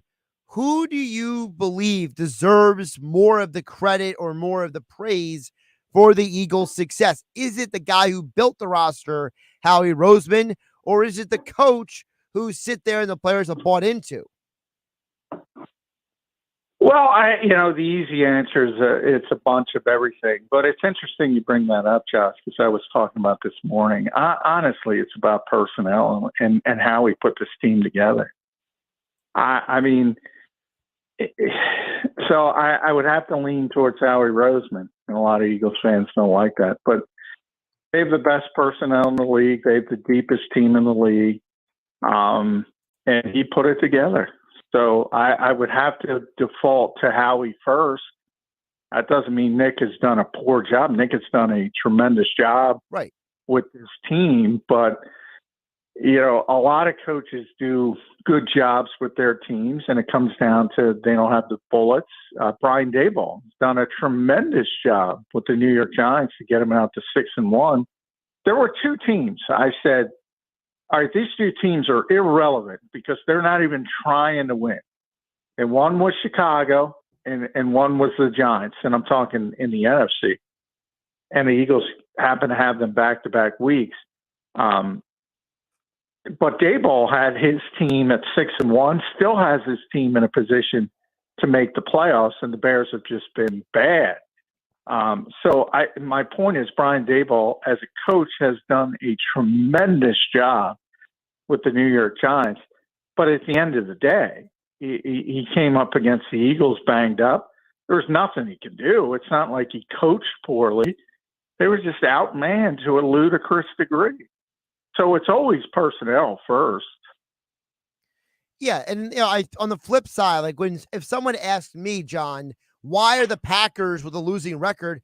I point to the GM over there. I mean, in what reality did Brian Gutekunst think that putting that poor of a roster around Aaron Rodgers was a good idea? Or to say anything in Baltimore, did they really think that Devin Duvernay was going to save them down in Baltimore? I don't think sometimes people realize, John, that the GM, what Howie's doing in Philadelphia, it's not happening everywhere in the NFL. No, it's not. But you also have to realize, Howie is smart enough, and again, he deserves all the credit. Howie's paying his quarterback $1 million. Now, he drafted him too, so he deserves some credit for that. But anytime you hit on a young quarterback and he's still on his rookie deal, you have that short window to build up the rest of your roster and not worrying about paying the quarterback $40 million. That obviously is going to end soon for Howie Roseman. And then you have to go about building things a different way. And it's even been typically when you do hit on young quarterbacks, they tend to be first-round picks. In the case of the Eagles, it was a second-round pick, so it's even cheaper. And the only thing similar recently would be Russell Wilson in Seattle. You saw it; he was a third-round pick. You saw Seattle win a Super Bowl. They should have won two. And then they had to pay the quarterback, and things slowly deteriorated. They went from being the most talented team in the league to suffering, and they couldn't build the roster the same way. Ultimately, that's going to happen to the Eagles, but it hasn't happened yet.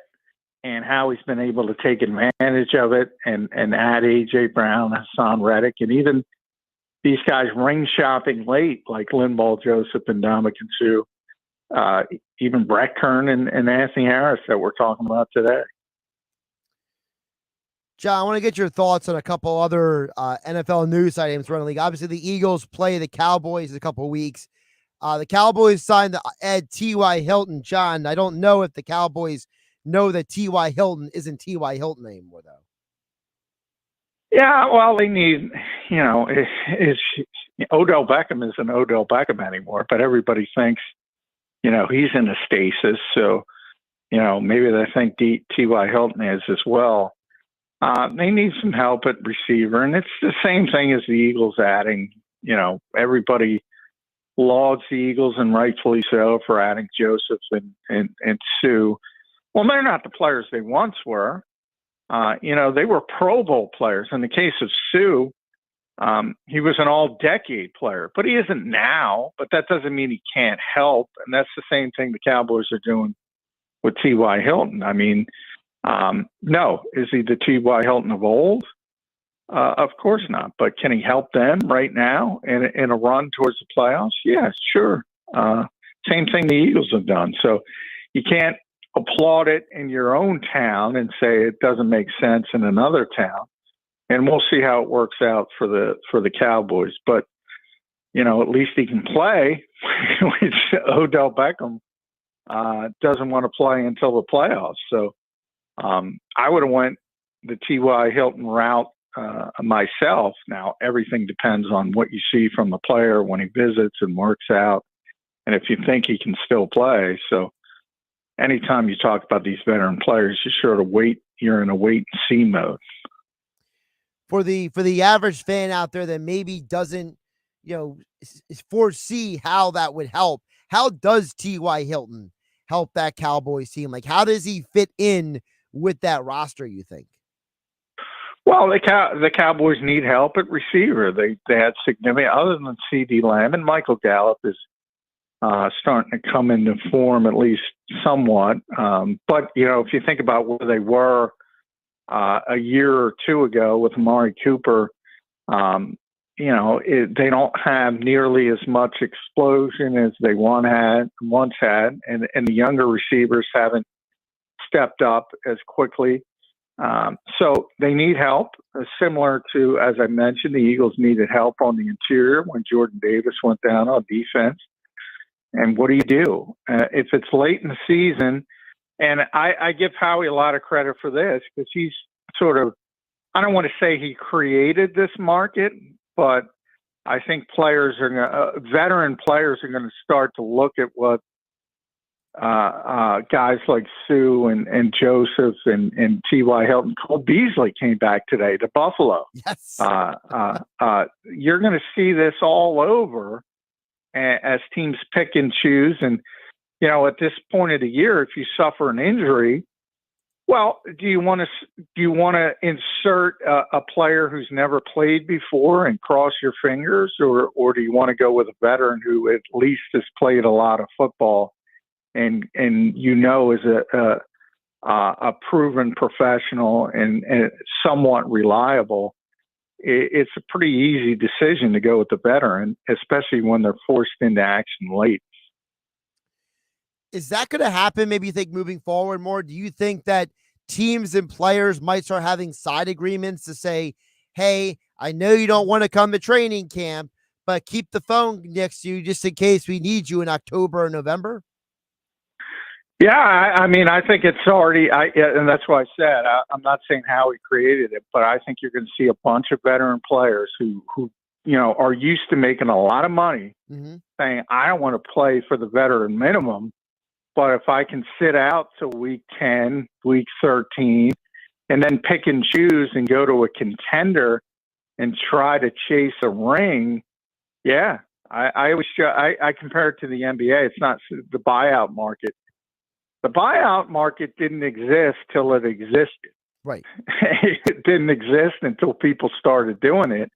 And now it's a regular occurrence, and it's called that, and it's a thing in the NBA.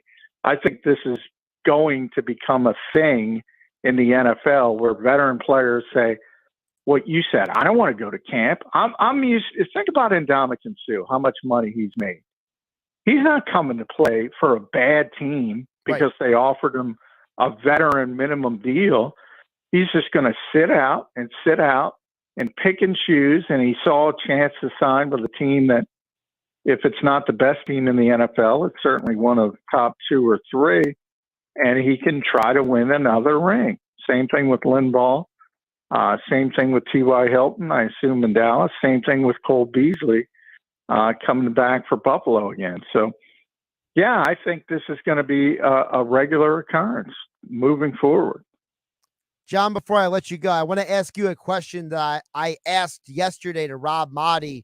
I wanted to ask you as well before I let you go. Which quarterback wizardry is more impressive to you? Is it Sean McVay, what he did with Baker Mayfield on Thursday night, or what Kyle Shanahan has done with Brock Purdy? Whew, that's a good one. Brock Purdy. One, he's a rookie. Baker and the Rams weren't effective for basically 57 minutes, and they had one drive. So I've been very impressed. I don't know if it's going to hold up. I don't know if it's sustainable. I thought, when Jimmy Garoppolo went down, that was it for the 49ers, and here they are. They've won 2 games in a row. They have, if not the best defense, second best to the Eagles. They still win games that way anyway with Jimmy Garoppolo. It's not like he was explosive, but it's really impressive to get a rookie quarterback up to speed in that type of situation and win football games. Well, I know one thing for sure. There's only one team in the NFL, John, that has not allowed 200 points yet this year. It's the San Francisco 49ers. So, yeah. They have a great defense. Great defense. Joey Bosa should be the defensive player of the year. So, I picked San Francisco to go to the Super Bowl before the season. And that was way back when I thought, well, they almost made the Super Bowl. They were a Jaquiski Tartt interception away from going to the Super Bowl last year with a bad quarterback. And I said, well, Trey Lance has got to give him a little bit more than Jimmy Garoppolo. And that was my thought process coming into the season. Well, they lose Trey Lance, and then they lose Jimmy Garoppolo, and here they are with Brock Purdy, and they're still really good, which tells you, I was talking about talent in the Eagles, it tells you how talented they are. Yeah, the 49ers defense coordinator is DeMeco Ryans, right? Yep. Our old buddy DeMeco Ryans, and he's going to be in a position to get a head coaching job in the off season. It's going to be interesting because if the Eagles keep going the way they're going, I guarantee you Shane Steichen gets a head coaching job. And then you have Jonathan Gannon, who got 3 interviews last year. There's generally 6 or 7, maybe at the most 8 openings. We'll see how it shakes out, but the Eagles' assistants, coordinators are going to be in the mix, and so is DeMeco Ryans. He is John McMullen. Follow him on Twitter at JF McMullen. Check out Birds 365 every Monday through Friday at 8 a.m. on the JAKIB Media YouTube channel. And John will be back in here tomorrow for more Eagles talk and NFL here on 97.3 ESPN. John, appreciate you jumping on. We'll talk tomorrow. All right. Thanks, Josh. And, of course, the Sports Bash being brought to you by East Coast Roofing, Siding, and Windows, serving all of South Jersey. If you call, they will show up. Visit them online at eastcoastroofing.com. We'll get back to your guys' thoughts and comments.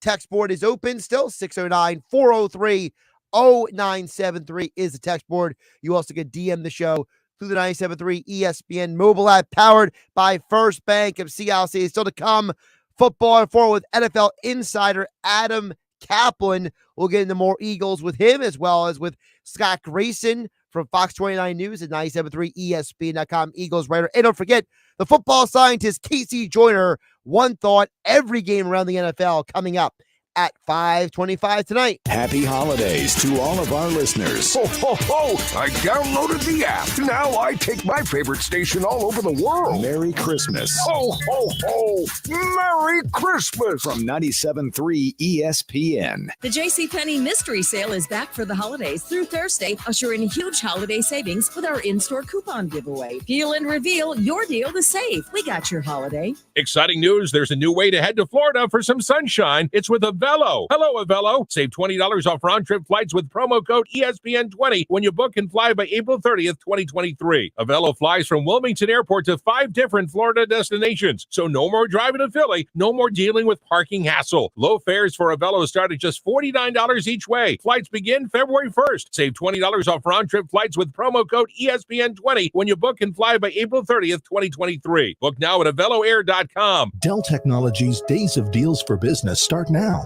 with fresh, limited quantity deals on tech to drive productivity. Save on select performance laptops and desktops powered by 12th Gen Intel Core processors. Don't forget special pricing on the latest monitors, docks, and accessories, plus free shipping on everything, and special financing with Dell Business Credit. Call a Dell Technologies advisor at 877-ASK-DELL. That's 877-ASK-DELL. Nacho fries are back at Taco Bell. You know, the fries covered in bold Mexican spices you dip in a warm nacho cheese sauce. You can also dunk them in nacho cheese sauce or pour the sauce onto a pile of them and create like a nacho fries nachos. The thing is that you eat them with nacho cheese sauce. That's what makes them nacho fries. Otherwise, you're just eating fries and sipping on nacho cheese sauce, and that's the wrong way. Sorry, just really passionate about nacho fries. Nacho fries are back, only at Taco Bell. At participating U.S. Taco Bell locations for a limited time only while supplies last. Contact local store for hours and participation which vary. At the Home Depot, we have the tools for you to give the gift of a smarter home with savings on top brands, like the Google Hub, a command center for your smart devices that raises the IQ of your entire home, or the Nest Learning Thermostat that helps you conserve energy and save on your bill. And if you don't know what to get, gift cards are a smart gift no matter what they get. So this year, gift smarter with savings on tools to make your holiday magic.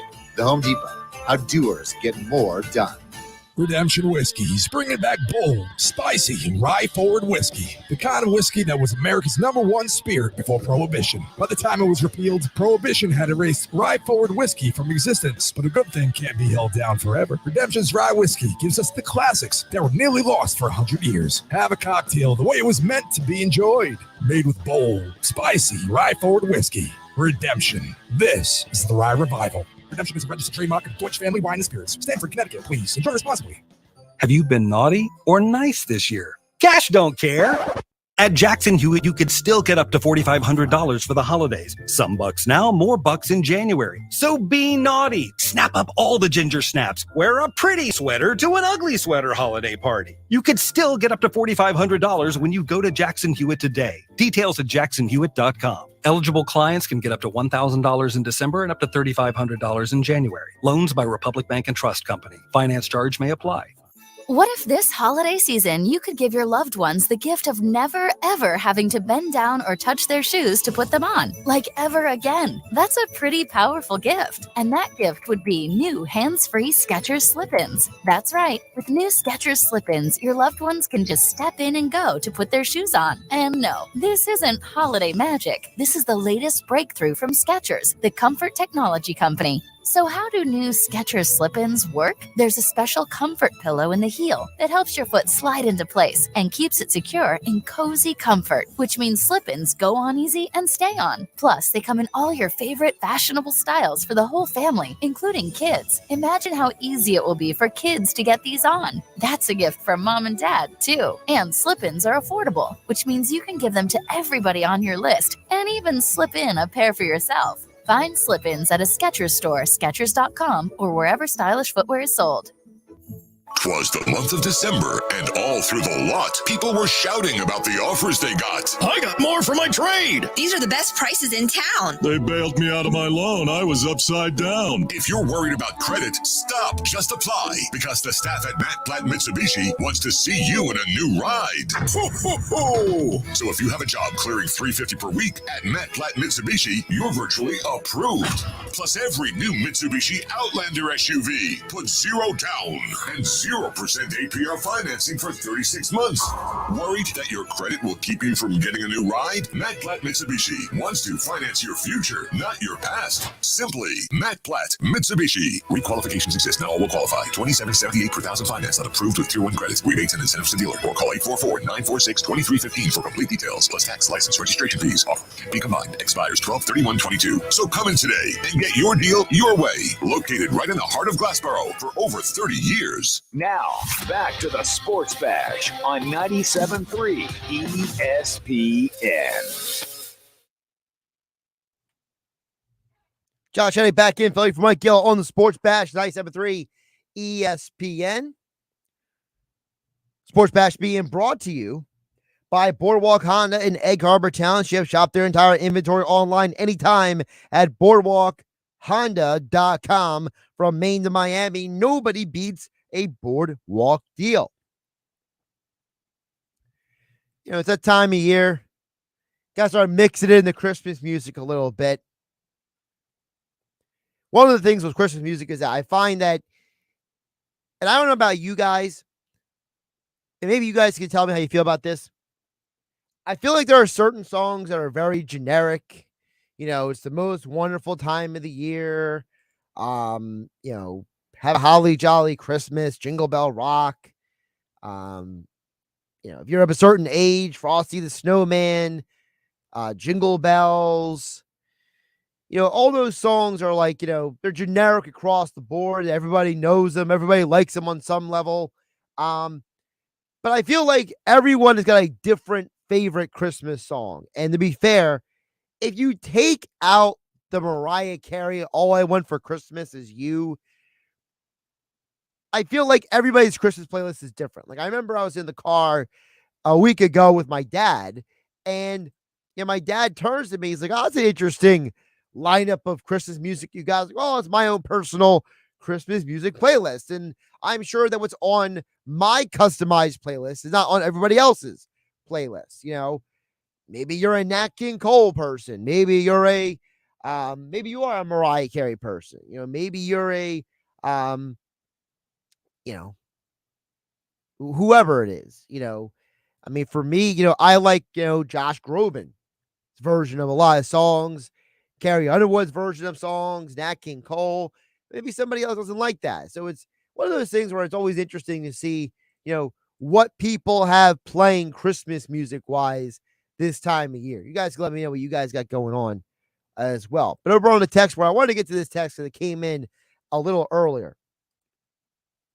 And I thought it was an interesting point brought up because it kind of gets to a conversation we have had on game night in the past here on 97.3. Usually I'm on the air from 6 to 7 flying solo, and then I just, you know, work with Mike Gill from 2 to 6 p.m. here on the Sports Bash. But Mike in Hamilton chimes in with an interesting question over the text board at 609-403-0973. Says, "Hey, Josh, it's really quite unfortunate that Kyler Murray tore his ACL while running. Probably would not have happened if he just threw the ball. Have to wonder if it's really worth the risk for these very highly paid quarterbacks to try and run. Just my opinion. Have a great show today." It's from Mike in Hamilton. There's a couple things to decipher there. So number one, Mike mentions that if Murray doesn't run, does he injure his knee? And the problem with Murray is that it was a non-contact injury. You know, if you watch the game last night, nobody touched him. Nobody was near him. He just goes down and he was done. Non-contact injuries can happen at any time. Because typically when you have a non-contact injury, you have a ligament or a muscle that is already in a weakened state. And that the athlete does something that causes that injury to basically finish tearing or finish straining or finish, you know, it's like, you know, it's like if a car is sitting on an embankment and it starts rolling downhill, well, it's going to pick up speed, right? The idea is that, you know, if you allow the injury to pick up speed, it's going to finish its tear or finish its sprain or pull or whatever happens there. So I know that in theory, the idea is if Kyler doesn't run, he doesn't get injured. But the problem is that injury could have happened. He could have been rolling out of the pocket. He could have been running left instead of right, steps the wrong way. Boom, he goes down. I think the problem in today's game, because Mike and Hamilton brings up a good question, because it's something that was alluded to a little bit on some shows I saw this morning. And I think part of the conversation was a little narrow-minded. So I'm going to try to, give you guys a little perspective on it, because, Jalen Hurts is going to be brought into this conversation soon, because he also will be a highly paid quarterback at some point. He is an MVP candidate. So whether you like it or not, if you were an MVP candidate, you're going to make some money. Okay, look at Russell Wilson, for example. But it's a valid question to ask. Is it worth the risk for these quarterbacks to try and run? And the answer to that, I don't think, is so cut and dry. Because the problem is that today's quarterback does run. Part of the problem in today's game is that you look around the league and you realize that, guess what? The world we live in today, quarterbacks run. You don't find the classic pocket passer anymore. It just doesn't happen. We don't live in an environment where guys just stay in the pocket and, don't move around. And it's for two specific reasons. One of the reasons is because of the fact that NFL offensive lines are just not that good across the board. When you look at the draft prospects, you realize that these are all guys who are mobile. Well, why are they mobile? Because they play for teams that also don't have great offensive lines. Georgia is one of the best offensive lines in all of college football. But yet Stetson Bennett is still scrambling around sometimes like a chicken with his head cut off. That's the state of the game today. So if you don't want to pay quarterbacks who are going to run, then either get them better offensive linemen or start training them to not run. Because when you look at the list of the top quarterback prospects coming out of the draft, CJ Stroud, athletic, runs. Bryce Young, athletic, runs. Hendon Hooker got injured, but he's still a mobile guy. Will Levis, more of an athlete. He was known as more of an athlete than a thrower before he got to Kentucky. Anthony Richardson, he's got raw arm talent, but the dude is not a good throwing quarterback. He's a runner. He's an athlete. All right, you look at all these guys. Bo Nix of Oregon, mobile quarterback. Jordan Travis of Florida State, mobile quarterback. Dorian Thompson-Robinson, very mobile quarterback. The reality is that if you have a quarterback nowadays and you're drafting him, he's probably a guy who's going to have to run or does run. And a lot of these guys, their value is on their running. And the problem is that for as much as we cringe at the idea of Jalen Hurts running, the reality is that this year, Lamar Jackson and Justin Fields both got injured in the pocket. The value of running out of the pocket is the fact you're getting away from getting blasted. You're getting away from the guy on the blind side blowing up your quarterback and knocking him out of the game. So for me, I don't look at Kyler Murray running last night as the reason why he got injured. And I understand why they had to pay him all that money, because for the Cardinals, look who's been their quarterback over the last decade since Carson Palmer retired. It's been a mishmash of nobodies. And the Josh Rosen pick didn't work out. They felt that Kyler Murray was the best option. The guy won a Heisman Trophy. Now, have there been issues in Arizona? Yeah, but I have to wonder how much of that is Cliff Kingsbury, how much of it is Kyler. If you gave Kyler Murray a different coach in Arizona, If you gave him Frank Reich, for example, if you gave him, I don't even know who else, exactly is going to be available. You heard John McMullen mention Shane Steichen. If you gave Shane Steichen or Brian Johnson, the Eagles quarterback coach, to Kyler Murray, how different is Kyler Murray? I think it's very, very fair to ask, is Kyler Murray the same mistake-prone quarterback if he has a coach who's better than Cliff Kingsbury? And maybe if Kyler had a better offensive line, then maybe he doesn't run in that situation. Now, he can still get injured other ways. Again, Justin Fields got hit in the pocket, got injured. Lamar Jackson got thrown down in the pocket, got injured. You're just as likely to get injured in the pocket as out. And the reality is that today's quarterback, all coming out of college, they're mobile guys. And the guys who aren't mobile, guys like Mike White, they're not that common. Even Mike White runs more than probably people want him to. He's got a little I don't know if it's the best example, maybe like a little Jake Delhomme in him, a guy who's mobile enough to be mobile kind of thing. The problem is that the guys who are the pocket quarterbacks, their names are Mike White and Kirk Cousins. The best quarterbacks in the league today, Patrick Mahomes, Josh Allen, these are all mobile guys. So how do you tell the guy who's a phenomenal athlete that if it's third down to not run if he has a chance to get the first down? You can't, because these guys are competitors. That's at least how I look at it.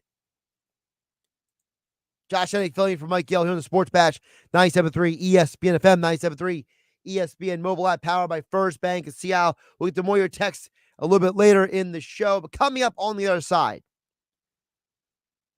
there's a narrative out there, and I'm tired of it. And I'm surprised that I'm the only one so far who has figured this out. Maybe people will follow my lead after I point it out. Coming up next here on the Sports Bash on 97.3 ESPN. Josh Hennig hanging out with you, filling in for Mike Gill on a Tuesday. We never stop talking Eagles and NFL. It's football at 4. Every day at 4 p.m. on the Sports Bash with Mike Gill on 97.3 ESPN and the free mobile app.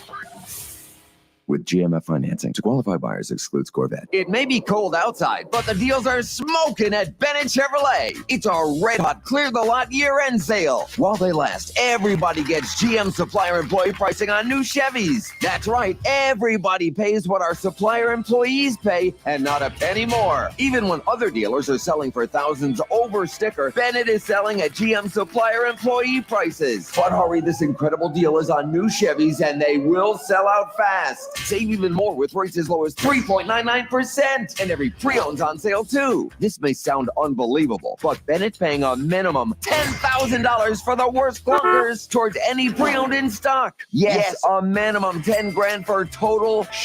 Imagine how much you'll get for a trade that actually runs. And our non-commissioned sales team is paid not on how much you spend, but on your satisfaction. So you know you will be satisfied. Find new roads at Bennett Chevy, Egg Harbor Township, and BennettChevy.com. Dell Technologies' Days of Deals for Business start now with fresh, limited quantity deals on tech to drive productivity. Save on select performance laptops and desktops powered by 12th Gen Intel Core processors. Don't forget special pricing on the latest monitors, docks, and accessories, plus free shipping on everything, and special financing with Dell Business Credit. Call a Dell Technologies advisor at 877-ASK-DELL.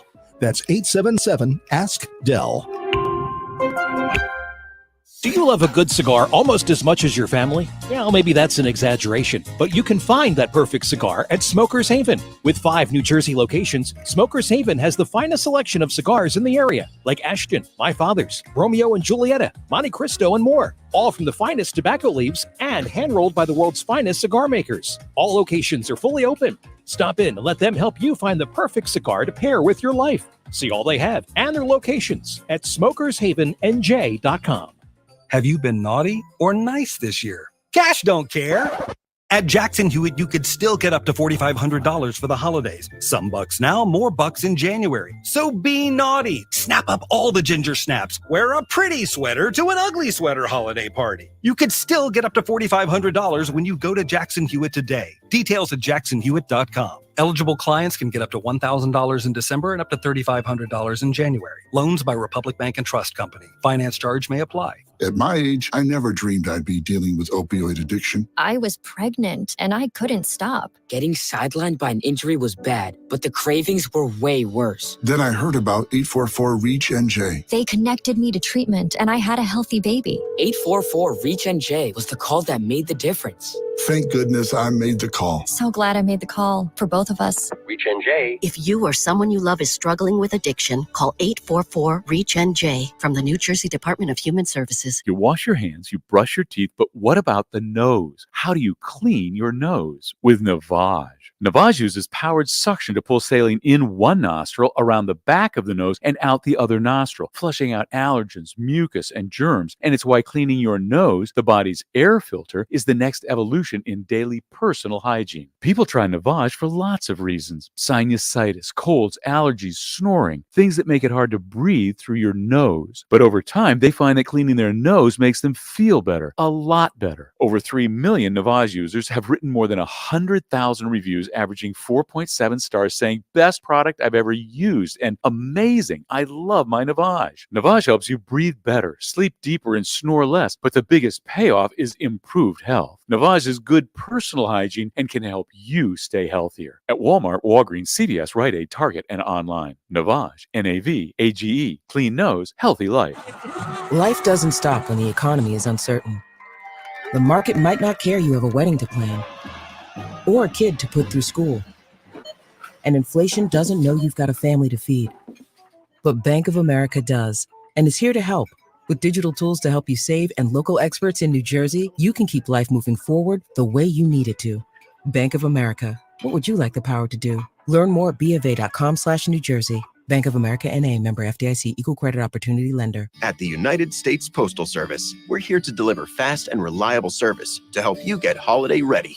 We offer free package pickup and deliver free shipping supplies to your address. So whether you're in Garland, Texas, Rudolph, Wisconsin, or anywhere in between, we're making it easier for you to spread festive cheer this holiday season.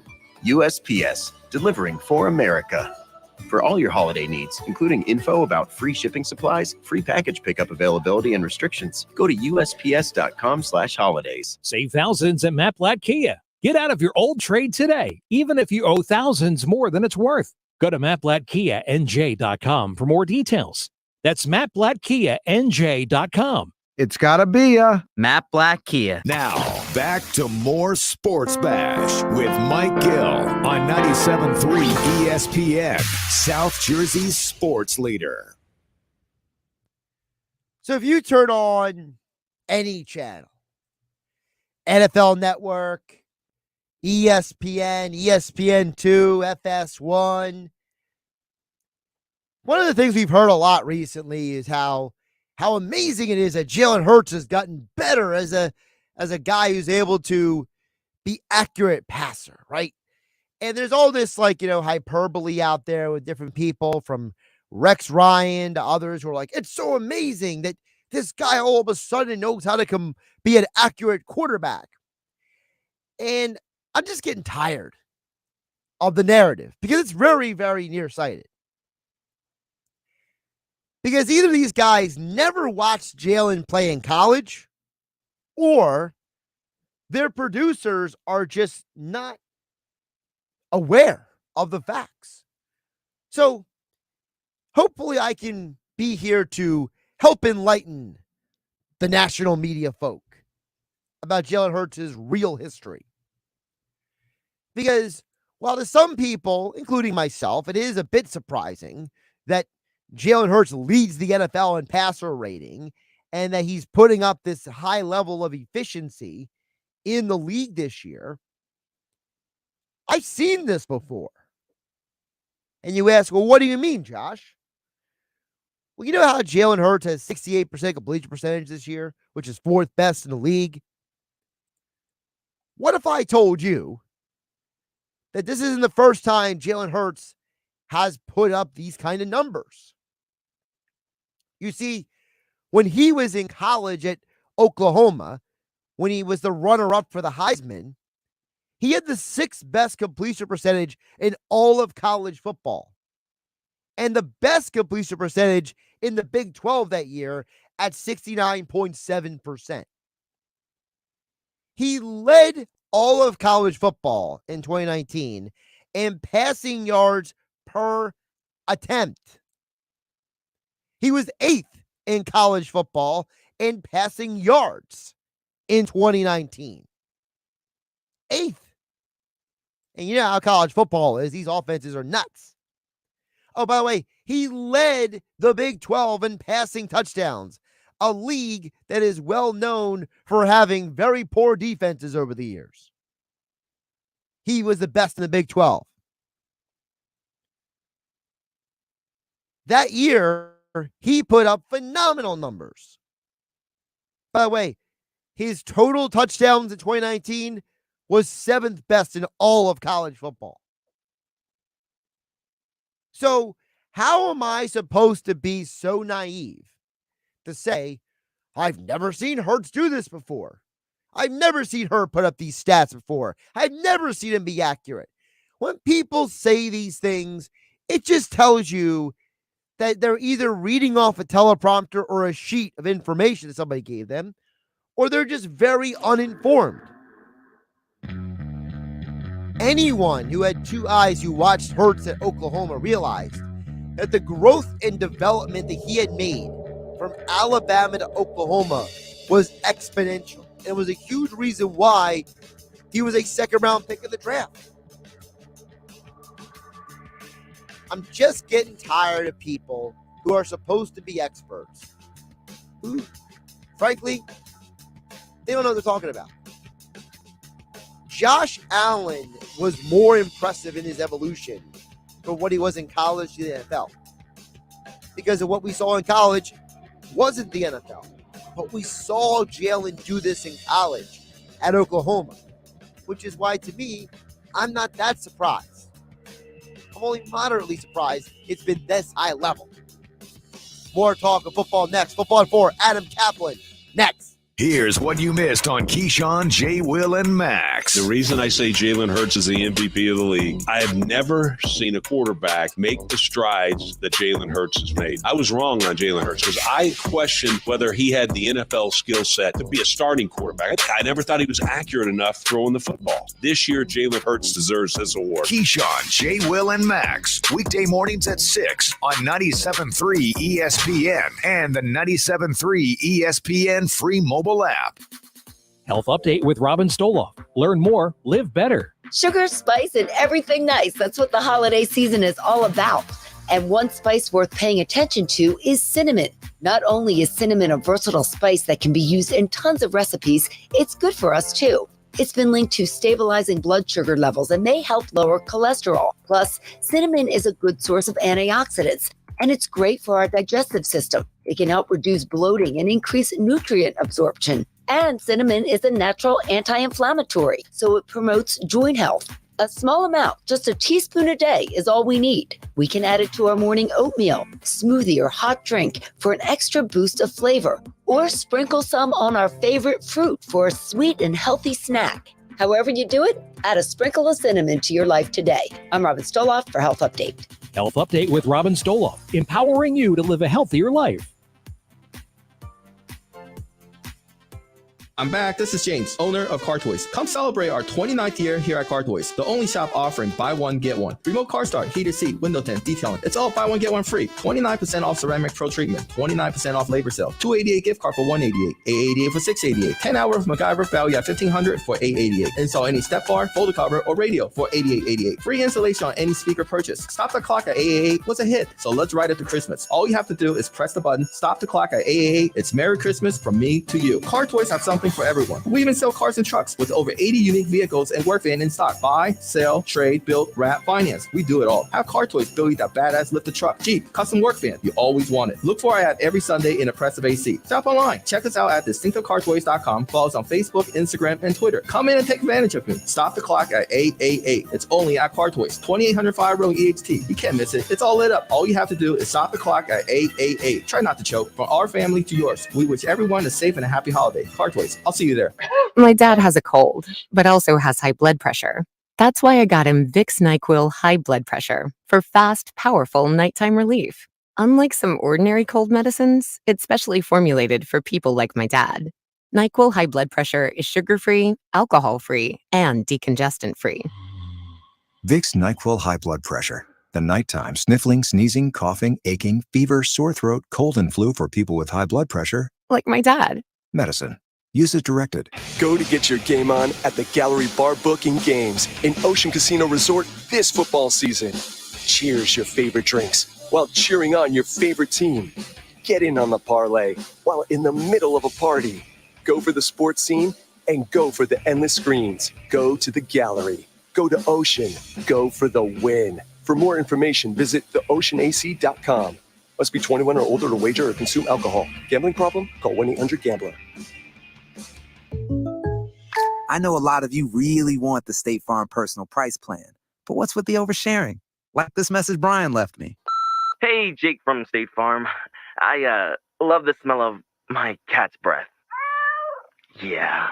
You don't need to get that personal. The State Farm personal price plan helps you create an affordable price just for you. Like a good neighbor, State Farm is there. Call or go to statefarm.com for a quote today. Prices vary by state. Options selected by customer. Availability and eligibility may vary. Did you know Nissan EVs have traveled 8 billion miles? Just a quick trip to Pluto and back. And what did we learn along the way? Well, that an EV can take on the world, like the Nissan Leaf. It can move racing forward and take your breath away, like the all-new Nissan Ariya. We learned to make EVs that electrify. 8 billion miles driven by Leaf owners globally since 2010. Ariya not yet available for purchase. Expected availability late fall, subject to change. Why would someone looking for a mortgage at the Jersey Shore take a loan from a company in Detroit or North Carolina or some other far-off place? Online mortgages promise a lot, but don't always deliver. First Bank of Sea Isle City knows the Jersey Shore. We are local lenders. We use local appraisers and provide in-house processing. We understand the unique obstacles of financing in Cape May County. Don't take a chance. Local banking is better. Let us guide you. First Bank of Sea Isle City. Member FDIC. Equal housing lender. South Jersey's play-by-play home for the Eagles, Sixers, and Flyers. He scored! 97.3 ESPN, WENJ, WENJ HD Millville, Atlantic City, a Town Square media station. 97.3 ESPN presents The Sports Bash with Mike Gill. It's time for Football at 4 with Adam Caplan. I have real confidence that our football operations can once again create a dominant football team. Powered by the Inside the Birds podcast. Now, live from inside the Matt Black Kia Studios, it's Football at 4. Josh Hennig filling in for Mike Gill here on a Tuesday edition of the Sports Batch on 97.3 ESPN. Eagles, another dominant win on Sunday. And, of course, they made some moves earlier today. We told you about it. Anthony Harris is back on the practice squad. And, of course, Brett Kern is in the house as well for the Eagles. Get to all that and more on the Eagles' dominant win and the team moving forward. Adam Caplan is back here on Football at 4, powered by the Inside the Birds podcast. Adam, welcome back in. How you doing today? Josh, good to be with you as always. I am well. Hope you're doing well. And yeah, the Eagles had a flurry of moves. They had to because they had to do some at safety and punter. And we discussed on our show on Monday morning what the opportunities were for the punters out there. Brett Kern would be the guy that they were going to sign, and that's what they did. He'll be. I know he's on the practice squad, but that's for logistics. They have some things to go through. He'll be their punter on Sunday. In fact, when they sign him, I'm told it'll be a 1-year deal off their practice squad. And although technically, I should say this, they could elevate him. They could use 3 elevations because he's on the practice squad. but his contract when he gets moved up will be the standard 1-year deal, and then they'll just bring him back most likely. What Josh, the issue that the Eagles are having is because they got to get through. You mentioned Anthony Harris. They have to see how he's doing. They've kept that one. They kept the one roster spot open today, which is interesting. So they could do it any way they want, but the money will be standard. They're not giving him any bonus money, I'm told, with Brett Kern. Yeah, I've kind of felt like Adam said earlier, it's almost like reinforcements, right? Just you gotta have the guys to make sure that you have just in case, because CJ Garner, he saw us to miss his 4 games on the injury reserve. Reed Blankenship, we all saw the back of Von Wallace's jersey on Sunday, so they had to do something. Yeah, it's a shame that Blankenship got hurt because he looked really good. He had a tremendous blitz. He made Daniel Jones run to the sideline. His blitz was that great. So when you really look at this situation, they're very light at safety. Right now, it's going to be Epps, who's been great this season, having a really breakout season. He was good last year, but he's taken his game to another level. Gavon Wallace. And what they did is they played a little bit, not a lot. Josiah Scott played a little safety last week in sub packages. Sachare can do it. Now the problem with Sachare is he's out of elevation for the regular season. They would have to sign him off of it. I don't know if they want to do that because that would actually cost him a roster spot. He would count against the 53. So it would make more sense to me if Harris is ready. If they think through practice he's ready to go, he would be their third safety this week. And look, he knows the scheme. Josh, he was with them last year. I know he's not a great player anymore. He's clearly at the end of it. But he does know the scheme, and that's the key to bringing guys in here now.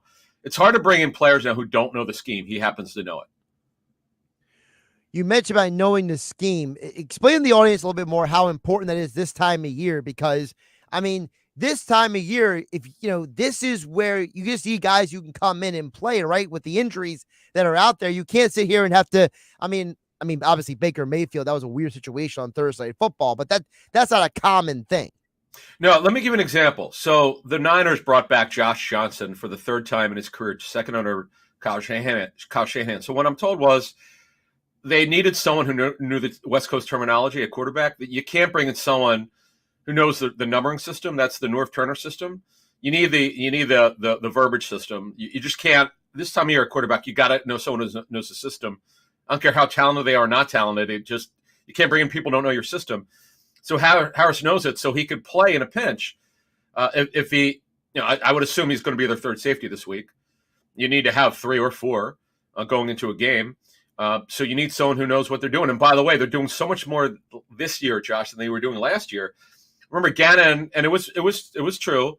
He coached the limitations of a secondary, particularly at corner, opposite Slay with Steven Nelson, and the lack of depth, the lack of talent at linebacker. Now he's able to run the full gamut, and you're certainly seeing that. How concerned should Eagle fans be with the injuries piling up in recent weeks? Here's the thing. Yeah, they are piling up. It's true. But you have to look at where they're happening. Okay, so Kyron Johnson, we don't know yet about his injury, whether he's going to be available this week. He's one of the key special teams players because he's super fast. Sean Bradley didn't play last week, one of the key special teams players. Oh, by the way, the coverage is really good. 2 weeks in a row, Josh. I don't know what breaking news. It's actually pretty good. Now, it's hard to understand why, other than they're playing their gaps right and they're not leaving room. But if you look at the guys that are hurt, okay, Sipos is out for the regular season. Mosher asked me on Monday, he asked me what I'd heard. Said I don't expect to see him the rest of the regular season. He goes, what about training? What about postseason? I said I don't know. I don't know enough about the injury. I just heard he's going to miss the rest of the regular season, and they put him on IR today. But here's another thing for you. No one's told me this, but here's what I think. Brett Kern had a great training camp and great preseason. Just the kid Stonehouse beat him out. The kid Stonehouse was unbelievable in training camp. Maybe the best leg in the NFL right now as far as punter. What if Kern's really good? Why would you bring Sipos back? That would make no sense to me. It's almost like with Howie with getting Ndamukong Suh and Linval Joseph, right? It's like, hey, we know these guys can play, but, they just didn't latch on with a team and, right place, right time. Is that fair? Yeah, and the thing, yes, absolutely. And and look, there are no sacred cows here, which is a coaching term. Jordan Davis is just not going to play very much because of Linval Joseph. Linval Joseph is just a better football player. It's not a criticism of Jordan Davis is just a fact. So Jordan Davis is just not going to play very much. Plus, he's come back from a high ankle sprain, which is not going to heal in 4 weeks. It's typically a 6 to 8 week injury, and that's just the way it is. But Josh, they're in a really good situation now. So you mentioned the injuries. They're all going to be back, other than Sipos, because they won't need him most likely. They're all going to be back for the playoffs. Now, we don't know, though. The one we don't know is C.J. Gardner-Johnson. The earliest he could return by rule is Week 17 against the Saints, his former team. But because of the laceration he's got on his kidney, plus what we've heard is a little bit of pain in his ribs, it's just all he's got to get cleared. So we don't know exactly when he'll be back, but we're expecting him back for the playoffs. Speaking of the defense, Adam, the defense, despite the final score, played very well against the Giants on Sunday. I mean, this is a unit that got 12 quarterback hits. They were really, really good at pursuit and containment. I thought that for 2 straight weeks, we got to give the defense a lot of credit. Josh, and I'm going to give you a little nugget for your listeners. I was told this yesterday, and then I'm like, I got to watch this. So I did. Not only was Son Reddick the best defensive player on the Eagles on Sunday, this is his best game as an Eagle, and he was relentless. He was unstoppable. I didn't look at the pressure numbers. My mouth would drop, Josh, watching this tape on earlier today. I just couldn't believe it. You hear when NFL people tell you this stuff, you always want to try to watch it, but I don't always have the time to do it. This is the first game. We're going to talk more about this on tomorrow's Inside the Birds podcast. But this is the first game that I've watched from the beginning and the actual coaching tape. And I'm just blown away by this. The Reddick, the scheme is really good. They're doing a lot of stuff that they weren't doing last year. It's just it's just remarkable. But I'm telling you, Son Reddick was unbelievable. Poor Evan Neal, the right tackle for the Giants. He was lined up mostly over him. He ate his lunch money, man. It was incredible. Folks, I hope you get to be able to see that tape because you'll be blown away by it. Well, I remember the one play on Neal. He literally, Neal put out his hands to block him. He just chopped his arms down. And it's almost like Neal didn't realize what happened, and Reddick was already past him. Well, there's one move, which we're going to talk more about in tomorrow's show, but they ran a stunt. And I don't know that I've seen anyone. His quicks, his get off, I know the Eagles run a 34 front. It's not really a 5-2. It's a 34 with 2 overhangs. If you work in the NFL, they call this a 34. He's perfect for the scheme. He's about as good as it gets. You cannot find an edge rusher like this. Guys like this, Josh, don't become available in free agency. This is just one of those things. You got to give Harry Roseman credit. He clearly got together with Jonathan Gannon. There were going to be some adjustments to the scheme, and there have been. And they're running this speed. They're running a speed front here, speed outside front, and nobody can handle it. Talking with Adam Caplan, NFL Insider from the Inside the Birds podcast, InsideTheBirds.com, at Caplan NFL on Twitter. Adam, let's flip it over to the offense. This is now multiple weeks that the offense has put up big numbers, but for a lot of people, it's the aggressive passing game that is really standing out. I know. This is actually the 3rd straight game where they scored a massive amount of points. In fact, it's 123 points over the last 3 games. But on your point, yes, the last 2 games were aggressive passing it. In fact, I'm sure they would have been more aggressive throwing it against Green Bay, but Green Bay decided not to tackle anyone, so they stuck with a run.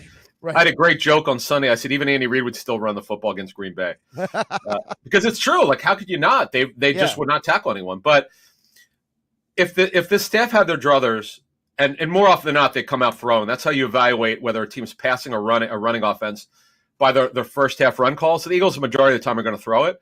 But there are times like Green Bay that they threw it. Green Bay where they ran it. They're just their plan. This is what they wanted to be. It's the personnel that they're going after. The rain was a non-factor. We told people this in the pregame show. It won't be a factor. It's in the low 40s. You could throw, Josh, in single digits as long as there's not wind.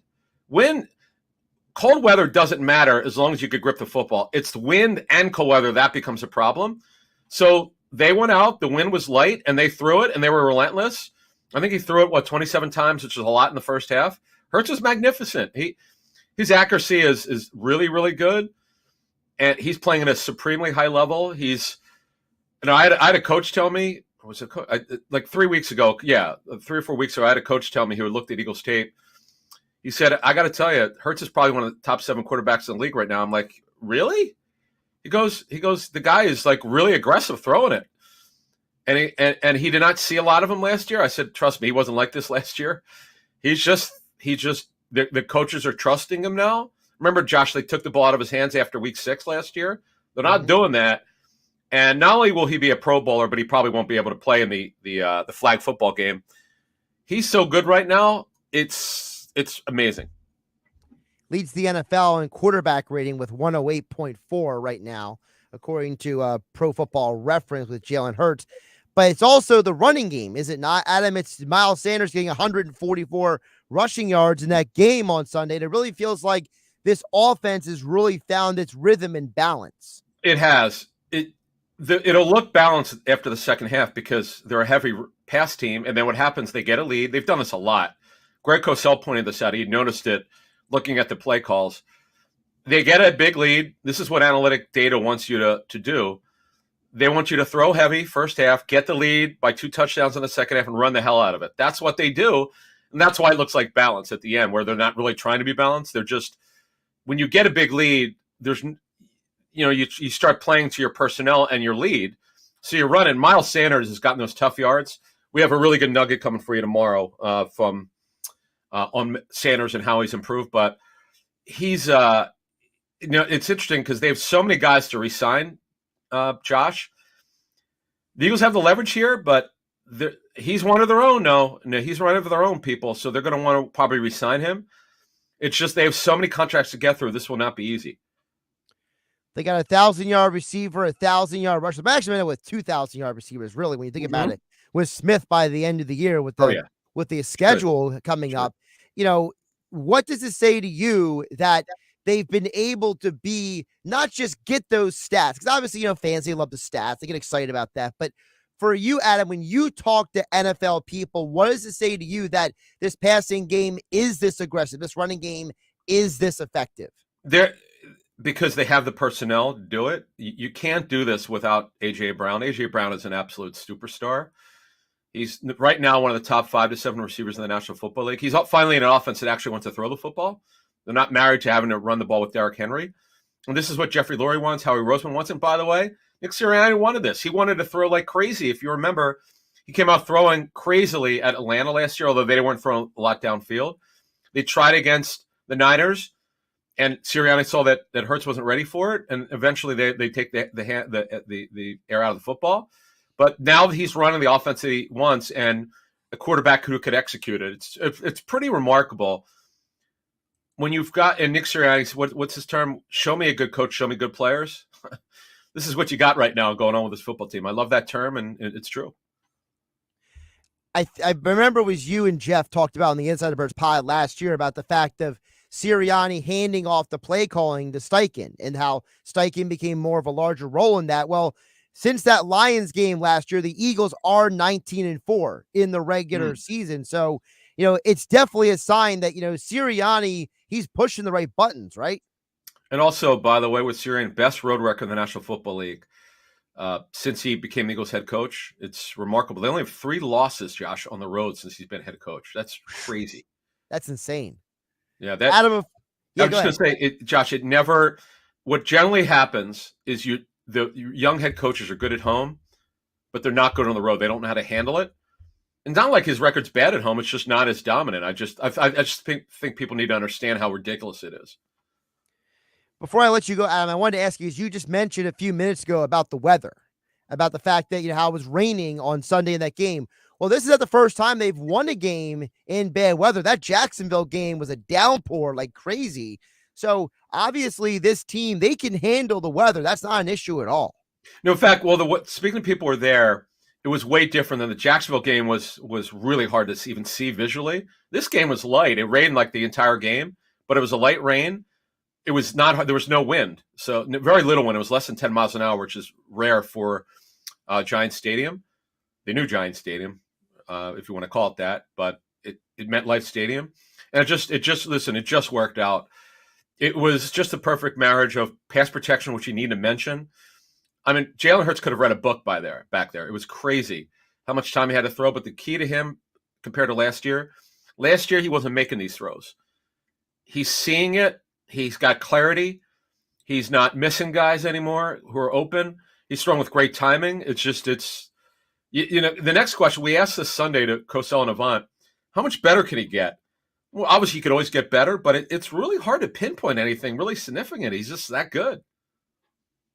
He's Adam Caplan, Caplan NFL on Twitter. The Inside the Birds podcast Q&A dropped this morning with Jason Avant and Quentin Michael. And of course, Adam and Jeff will drop a new episode tomorrow. And of course, don't forget about the Patreon and of course, the pre and post game shows, Inside the Birds podcast, InsideTheBirds.com, Inside the Birds YouTube. You got it, my friend. Thank you. Adam, thank you. Josh Hennig here, filling in for Mike Gill here on the Sports Bash.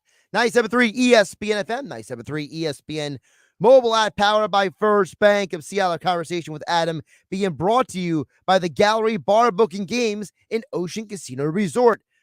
Cheer your favorite drinks while cheering on your favorite team. Go to the Gallery in Ocean Casino Resort to go for the win. For more information, visit oceanac.com. Must be 21 or to play. Gambling problem, call 1-800-GAMBLER. A couple of notes from what Adam was saying was, because one of the weird things with Adam is he's not just going out and giving opinions. He's talking to people around the league. And the two things that stood out to me is one, how other team like scouts and executives are telling Adam Hurts looks amazing.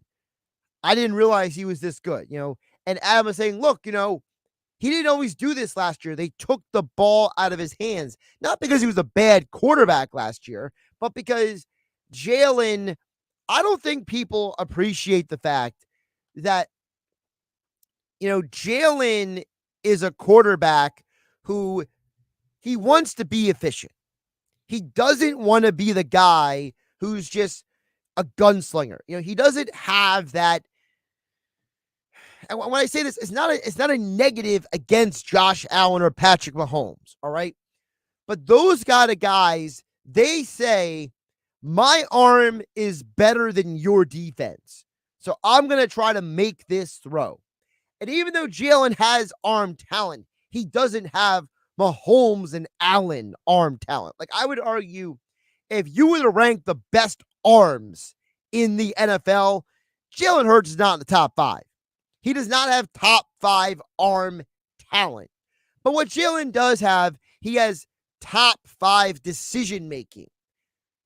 When you break it down, you realize that part of the reason why people are so impressed with him is the lack of interceptions. It's the lack of turnovers. It's the fact that this guy literally has gone out there. I got to pull up the stat because it's absolutely insane. I had it yesterday. It's amazing to me that people don't realize the disparity between these guys. I'm trying to find it real quick here. But, when you look at Mahomes, when you look at Allen, here it is. So Josh Allen has 7 interceptions in his last 7 games. Patrick Mahomes has 9 interceptions in his last 8 games. Jalen Hurts has 3 interceptions all year. And it's more than just those guys throw the ball a lot. It's the fact that Hurts throws the ball away probably as much, if not more, than anybody else I've ever seen in the NFL. There's a little of, and I'm not saying he's this quarterback, so don't get it twisted. When it comes to the desire to not turn the ball over, he's a little like Aaron Rodgers in that he doesn't like to give the other team opportunities to beat him. And I think that what we don't appreciate about Hurts is the thing that makes him an MVP candidate is also the same thing that makes the team believe in him and that makes other teams so impressed with him is this guy is not going to go out there and turn the ball over. Now, the problem last year, whether, if we're being honest about it, was twofold. One, as I said earlier in the show, Sirianni handing the play calling off to Steichen, I think streamlined the offense exponentially. I think that the offense went from being a team that didn't know who and what they wanted to do to having an identity. I think that was the first thing that was very, very impactful. And number 2, I think that because Steichen used to work with guys who have these intangibles like Justin Herbert, like Phillip Rivers,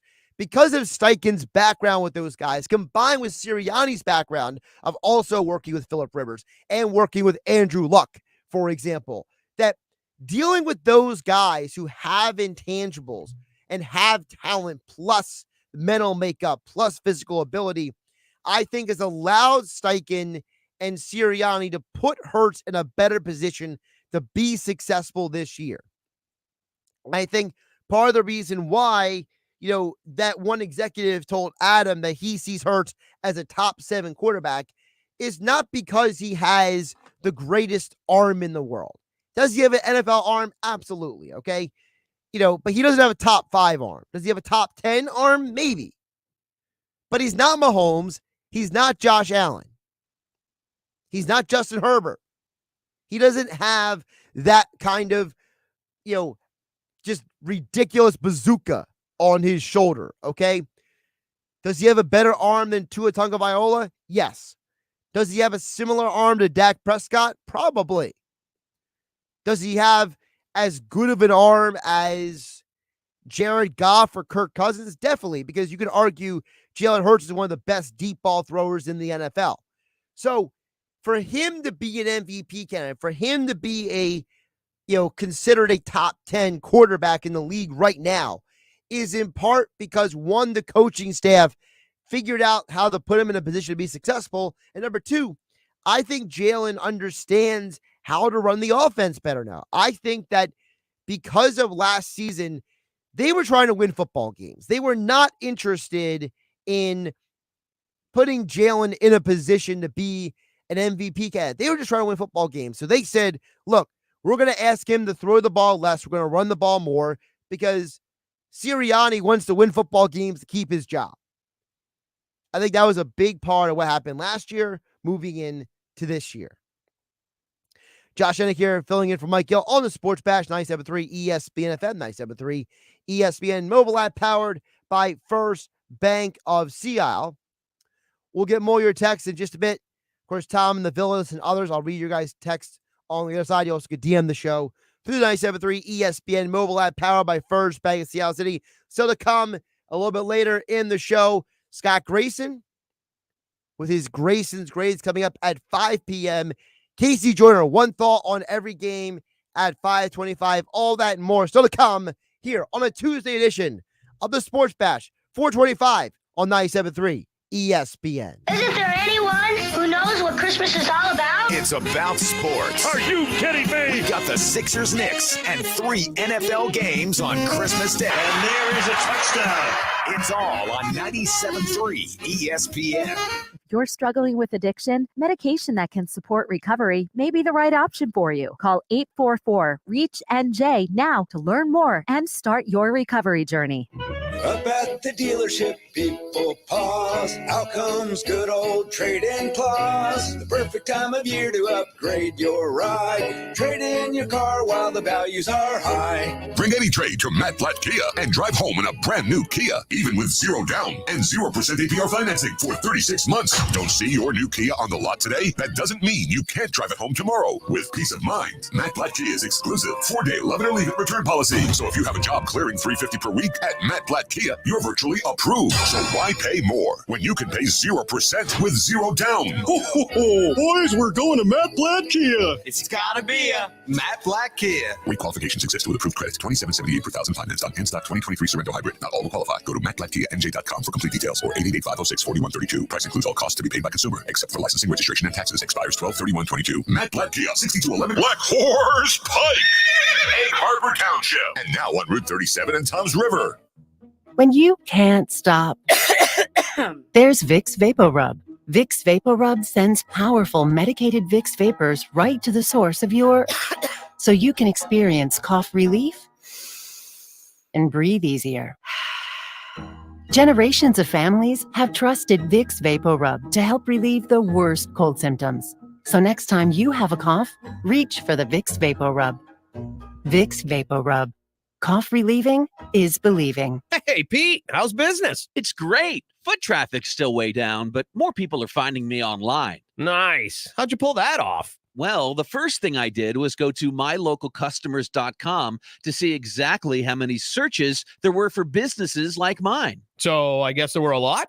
Yeah, there were hundreds of local searches every month. So after I saw that, they helped me position my business online to get in front of those customers. That's awesome. I wonder how many people are searching for my services around here. Well, it's quick and easy to get the answer. Plus, it's free. Just go to mylocalcustomers.com to find out. If there are a lot of searches, you should definitely get in front of them. If there aren't, no harm, no foul. Go to mylocalcustomers.com for a free local customer analysis that will show you how many customers are searching online for your type of business. It's quick, easy, and free. Visit mylocalcustomers.com. That's mylocalcustomers.com.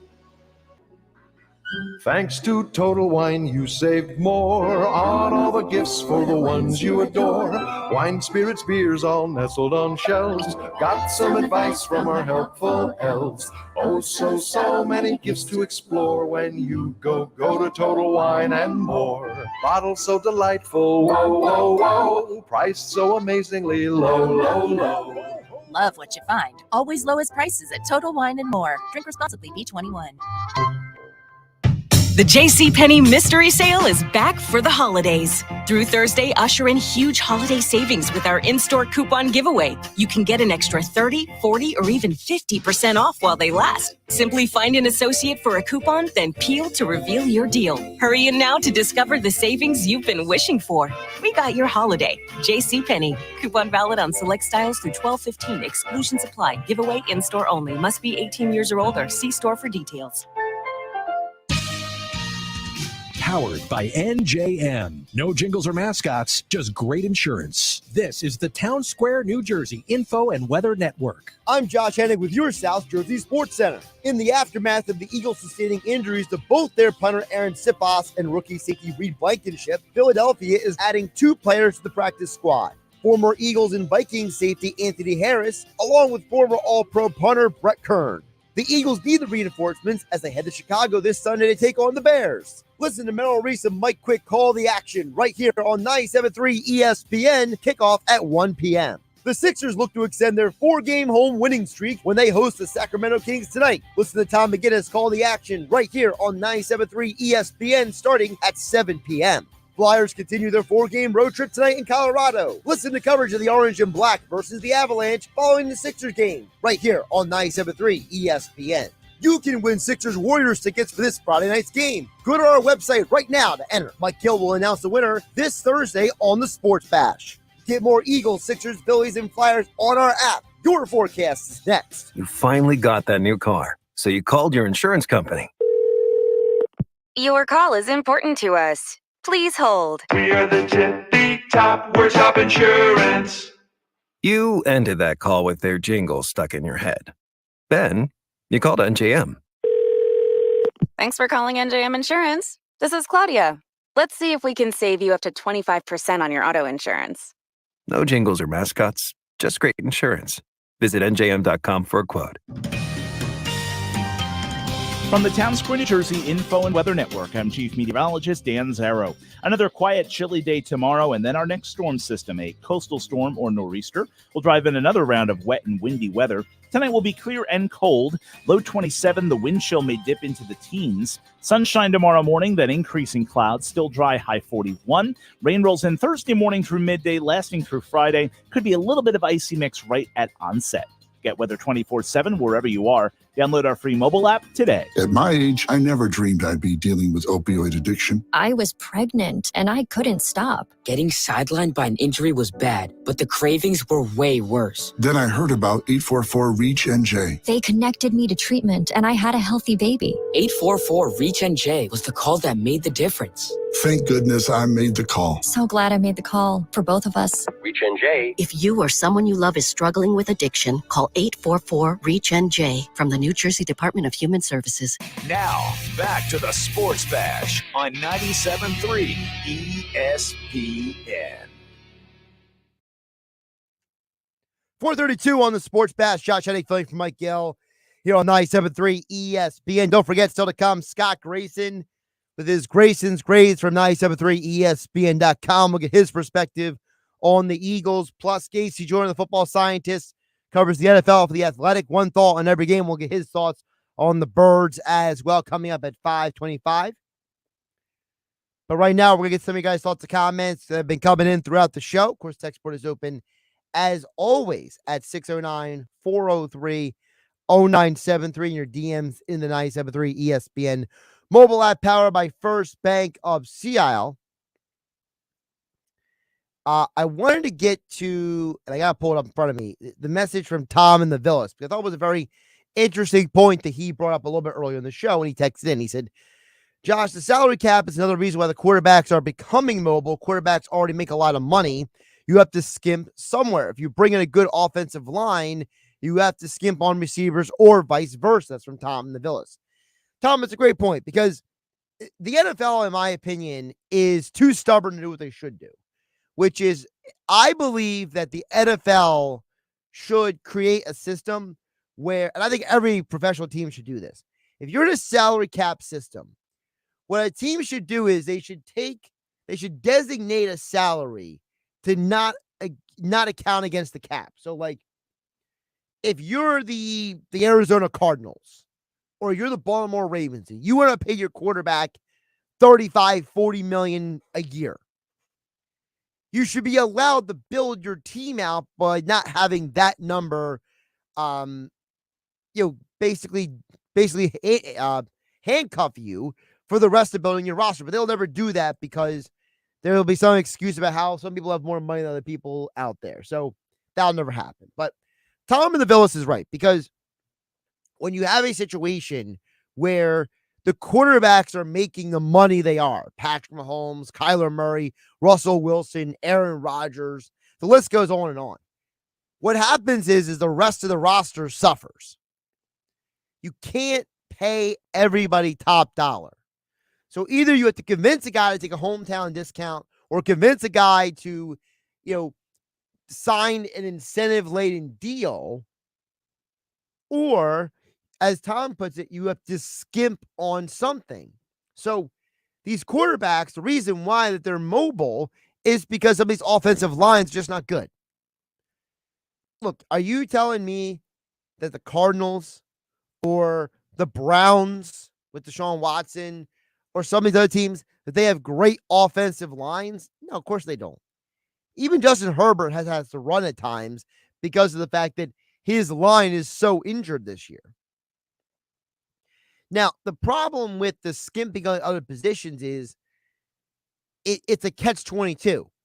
If you cut corners on one part of the roster, how does that affect another? We heard the conversation earlier from John McMullen, on the Sports Bash about what happened with the Seahawks. When the Seahawks were going to the Super Bowl, they had the deepest roster in the NFL. Then they had to pay Russell Wilson, and all of a sudden, they couldn't keep all the talent on the roster. And I think that it's an example of where do you cut the corner? Where do you prioritize?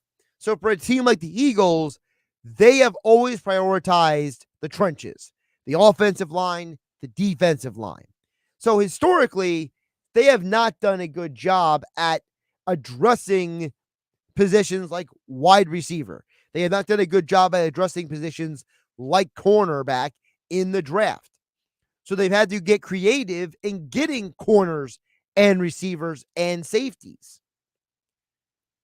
Look, the Eagles drafted pretty much their entire offensive line. Mailata, late round pick. Sayamalo, mid round pick. Kelsey, late round pick. Lane Johnson, first round pick. Dickerson, second round pick. Even Dillard was a first round pick. Look at the defensive line. A lot of those guys, like Fletcher Cox, Brandon Graham, Josh Sweat, TJ Edwards with an undrafted free agent. Those are all guys that they got either in the draft or out of the draft process. Look at their receivers. Outside of Devonta Smith and Quez Watkins, the other guys, they acquired them. A.J. Brown, trade. Zach Pascal, free agency. They're not drafting all these guys. Miles Sanders, they drafted, but you could argue that was an exception to the rule because this team historically has not drafted a lot of running backs. In fact, every time they have drafted a running back in the second or third round, they've all turned out to actually be pretty good, whether it's Brian Westbrook, LaShawn McCoy, and now Miles Sanders is solid, not great. I think that the issue with this team is that the Eagles, as to use Tom and the Phyllis's analogy, is they decided it was more important to beef up the offensive and defensive lines before anything else. So for them, did they draft Dallas Goedert? Yeah. Did they draft Zach Ertz? Yes. Did they draft A.J. Brown? Nope. Now, part of that was bad evaluation. You know, we all know about the J.J. Arcega-Whiteside draft pick. We all know about the Jalen Reagor draft pick. And there's debate until the end of time or until the ESPN 30 for 30 documentary comes out. There is going to be debate about whose decision was what. There's a lot of speculation that J.J. Arcega-Whiteside and Jalen Reagor were not guys that the scouting department and the front office wanted, that those were guys that either the owner or the coaches wanted. Well, guess what? That coaching staff isn't here anymore, and the owner didn't fire the GM. So you could argue that maybe some of those decisions could have been avoided if things were handled a little differently. Again, it's not an exact science. But the point about the mobile quarterback is correct by Tom Navillis. You need the quarterback to be a playmaker because you're cutting you have to cut the corner somewhere. You have to limit yourself somewhere because you're giving these guys an exorbitant amount of money because that's what the market calls for. It's not that Kyler Murray or Deshaun Watson or Russell Wilson or Aaron Rodgers are quote unquote worth a certain amount of money. It's that that's what the market says. Quarterbacks are getting paid. So for Jalen, when the Eagles do pay him, the question is, what is the area the Eagles are going to cut the corners on? Well, my inclination is it won't be the offensive line because the Eagles prioritize the offensive line over anything. Is it running back? In theory, you don't have to have an elite running back in today's NFL. You have to have competent running backs in order to run the ball. If you want to be a running team, like, for example, San Francisco, before acquiring Christian McCaffrey, they had all kinds of dudes you'd never heard of before they got put in there. You didn't know who Raheem Mostert was or Elijah Mitchell was or any of these guys before they started running for Kyle Shanahan. That's the system, the plug-and-play system. And the reason why McCaffrey and Samuel are so dangerous in the 49ers offense is because they can do multiple things, and Kyle Shanahan deploys them in multiple ways.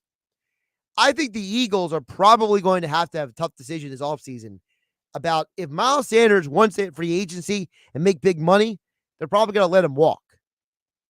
And that's the big reason why, if you go to 973ESPN.com right now, you see that in the latest mock draft, the Eagles, who have a high draft pick thanks to their trade with the Saints, Todd McShay of ESPN projected them to take a running back. It's not because the Eagles need a running back in the first round. It's not because the Eagles prioritize running back per se, but for a team that pretty much has their entire offensive line intact, quarterback intact, multiple receivers already in place, defensive pass rushers already in-house, under contract. Realistically, what are you going to draft? If it's not corner, it's probably going to be running back.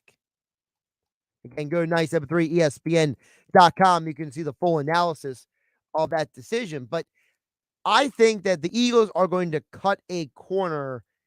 I think it's going to be running back because I strongly believe that Miles Sanders, if he's going to ask for a certain amount of money, he will not be back. I think that it's very, very likely that the Eagles are going to prioritize running back pass rusher, and corner in the draft. Now, how they do it, we'll have to wait and see. But, I think that's where the Eagles cut the corner. Over on the text board, Jack in Wildwood follows up.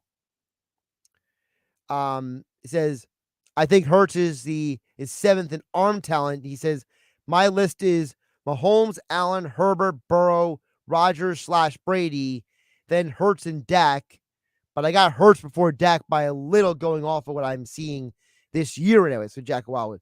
It's an interesting point because I've always liked Dak's arm. I remember watching him Mississippi State, and I liked how I liked his release. I liked the way he had a compact movement, and he released the ball quickly, and he released it high, so it was less likely to get batted down. I think Jalen has one of the best deep balls in the NFL, and I think that's why I put him ahead of Dak. I like his deep throw better. The problem with putting Hurts any higher than what Jack said is, look at the names ahead of him. You could argue Mahomes and Allen are the two best arms in the NFL. Herbert is easily third. The Burrow thing is interesting because I don't know if Burrow has elite arm talent, but I think Burrow has elite mechanics. So, maybe I'm nitpicking there. I think Rodgers has a better pure arm than Burrow does, but I think Burrow's mechanics is what puts him at such a high level. It's the same thing with Brady. I don't think Brady has an elite arm, but I think Brady's mechanics, his hip movement, his flexibility, his ability to repeat the same motion again and again is what puts him at a high level. And I think that, because Jack and Wild would ask you about the question about, factoring in arm talent going hand to hand with decision making. I personally, Jack and Wild, would say I think they're two different things. I think that there have been plenty of quarterbacks like Rich Gannon, like Brad Johnson, like others. They don't have great arms. They don't have the arm that's going to be able to push the ball down the field 40, 50, 60 yards per se. They're not going to throw the ball into a tight space to get a first down or get the ball into the end zone on a tight window. But you could be an elite decision maker like Rich Gannon. When he won the MVP, Rich Gannon did not have the best arm in the NFL. But what he was for about a 3 or 4 year period, he was arguably the best decision maker in football. And he didn't have the greatest arm strength, but his football intelligence and his ability to throw accurately and just be smart. Don't be overly risky, right? Because you look at his run there with the Raiders. I believe it was 99 was like the first year he went to the Pro Bowl. You go from basically the next year through the MVP year, you realize that his decision making was at such a high level. The interceptions and turnovers were low. The completion percentage was really good for that era. And he also happened to have guys like Tim Brown and Jerry Rice to throw to. But Gannon was doing that in his mid-30s. So he had grown and evolved and developed. Same with Kurt Warner. Kurt Warner never had the greatest arm, but he had elite decision-making. He wasn't a guy who threw a lot of interceptions. He was a guy who had a high efficiency. Excuse me. And that's why he's in the Hall of Fame, Kurt Warner, because the way he handled his business. So for me, at least, Jack and Wild, when I appreciate you sending the follow-up text, I believe that there is a difference between quarterback IQ, quarterback decision-making, and arm talent, arm strength. I think they're all different gauges. You want to know more about the Eagles potentially looking at a running back in the NFL draft, go to 973ESPN.com. You'll see the full breakdown from Todd McShay, who came out with his first mock draft today. Remember, the Eagles have a top 5 pick as of right now, potentially top 10 at worst, because they have the Saints pick in the first round. And the Saints, well, they're falling apart at the seams. That's for sure. More Sports Bash coming up. Josh Hennig hanging out with you on a Tuesday here on 97.3 ESPN. Our love for sports is what makes us different from any other station in South Jersey. Oh, yeah! Number one for live sports and sports talk. 97.3 ESPN and the 97.3 ESPN free mobile app. Matt Blatt Mitsubishi in Glassboro offering you huge discounts. Now you can get a great deal on a brand new Mitsubishi. Online at mattblatt.com. You wash your hands, you brush your teeth, but what about the nose? How do you clean your nose? With Navage. Navage uses powered suction to pull saline in one nostril, around the back of the nose, and out the other nostril, flushing out allergens, mucus, and germs. And it's why cleaning your nose, the body's air filter, is the next evolution in daily personal hygiene. People try Navage for lots of reasons. Sinusitis, colds, allergies, snoring, things that make it hard to breathe through your nose. But over time, they find that cleaning their nose makes them feel better, a lot better. Over 3 million Navage users have written more than 100,000 reviews, averaging 4.7 stars, saying, best product I've ever used, and amazing. I love my Navage. Navage helps you breathe better, sleep deeper, and snore less, but the biggest payoff is improved health. Navage is good personal hygiene and can help you stay healthier. At Walmart, Walgreens, CVS, Rite Aid, Target, and online. Navage, N-A-V-A-G-E. Clean nose, healthy life. Life doesn't stop when the economy is uncertain. The market might not care you have a wedding to plan or a kid to put through school. And inflation doesn't know you've got a family to feed. But Bank of America does, and is here to help. With digital tools to help you save and local experts in New Jersey, you can keep life moving forward the way you need it to. Bank of America. What would you like the power to do? Learn more at BofA.com/New Jersey. Bank of America N.A. member FDIC, equal credit opportunity lender.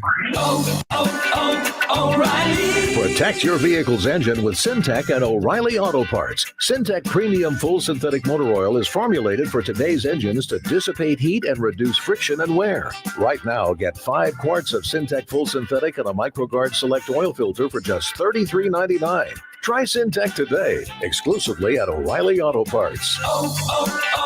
O'Reilly Auto Parts. The last thing I remember, I was outside Chicky and Pete's. Of course, George. Chicky and Pete's is Philadelphia's most decorated and award-winning restaurant. I give each of the kids a Chicky and Pete's gift card. It's the gift that always fits. It's almost as good as getting your wing. Yeah, that's right, Clarence. You can get your wings at Chicky's, and crab fries and lobster pizza and a hot beef sandwich. You see, George, it really is a wonderful place, this Chicky and Pete's.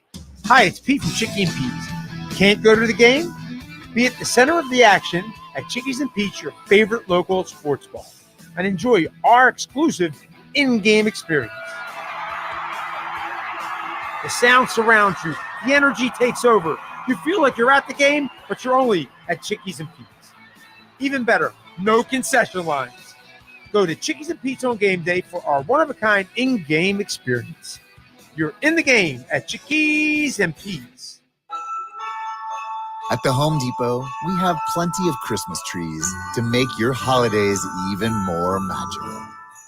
Hundreds of full, easy-to-assemble artificial trees that look so real, you may be convinced they actually are. And for those who love that fresh pine smell, we have a parking lot full of fresh-cut trees to call your own. We'll even help you load your tree in the car so you can bring home the holidays. The Home Depot, how doers get more done. I'm back. This is James, owner of Car Toys. Come celebrate our 29th year here at Car Toys, the only shop offering buy one, get one. Remote car start, heated seat, window tint, detailing. It's all buy one, get one free. 29% off ceramic pro treatment, 29% off labor sale, $288 gift card for $188, $888 for $688, 10-hour MacGyver value at $1,500 for $888. Install any step bar, folder cover, or radio for $88.88. Free installation on any speaker purchase. Stop the clock at 888 was a hit, so let's ride it to Christmas. All you have to do is press the button, stop the clock at 888. It's Merry Christmas from me to you. Car Toys have something something for everyone. We even sell cars and trucks with over 80 unique vehicles and work van in stock. Buy, sell, trade, build, wrap, finance. We do it all. Have Car Toys build you that badass lifted truck, Jeep, custom work van you always wanted. Look for our ad every Sunday in a press of AC. Shop online. Check us out at distinctivecartoys.com. Follow us on Facebook, Instagram, and Twitter. Come in and take advantage of me. Stop the clock at 888. It's only at Car Toys, 2800 Fire Road EXT. You can't miss it. It's all lit up. All you have to do is stop the clock at 888. Try not to choke. From our family to yours, we wish everyone a safe and a happy holiday. Car Toys. I'll see you there. Now, back to more Sports Bash with Mike Gill on 97.3 ESPN, South Jersey's sports leader. Sports Bash here on 97.3 ESPN, being brought to you by East Coast Roofing, Siding, and Windows, serving all of South Jersey. If you call, they'll show up. Visit them online at eastcoastroofing.com. Don't forget our poll question of the day at 973 ESPN. Eagles are 12-1. Who are you giving the credit to? Is it the guy who built the roster, Howie Roseman, or is it the guy putting the fertilizer in there, Nick Sirianni? And I asked the question, like I said earlier in the 2 o'clock hour, because when we blame a team for why they're doing well, it's the coach, it's the GM. Well, why don't we point the finger at somebody and give them some credit for doing a good job? Spinning around a little bit.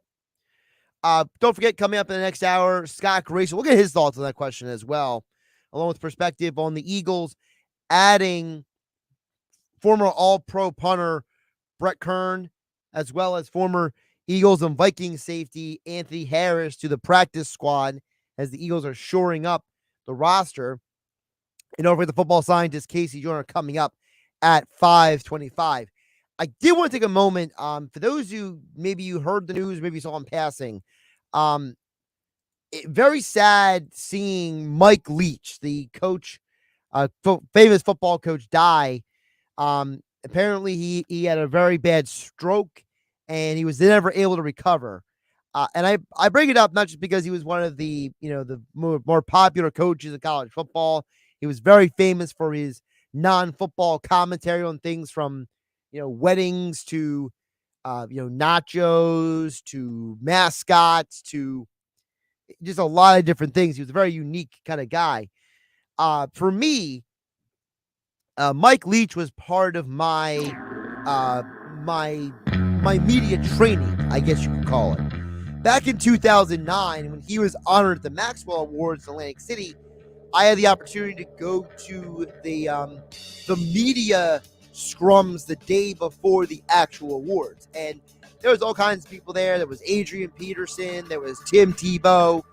But I turned around and talked to Mike Leach. And I remember him turning to me. He says, "Why are you talking to me?" Like he thought nothing of himself being there.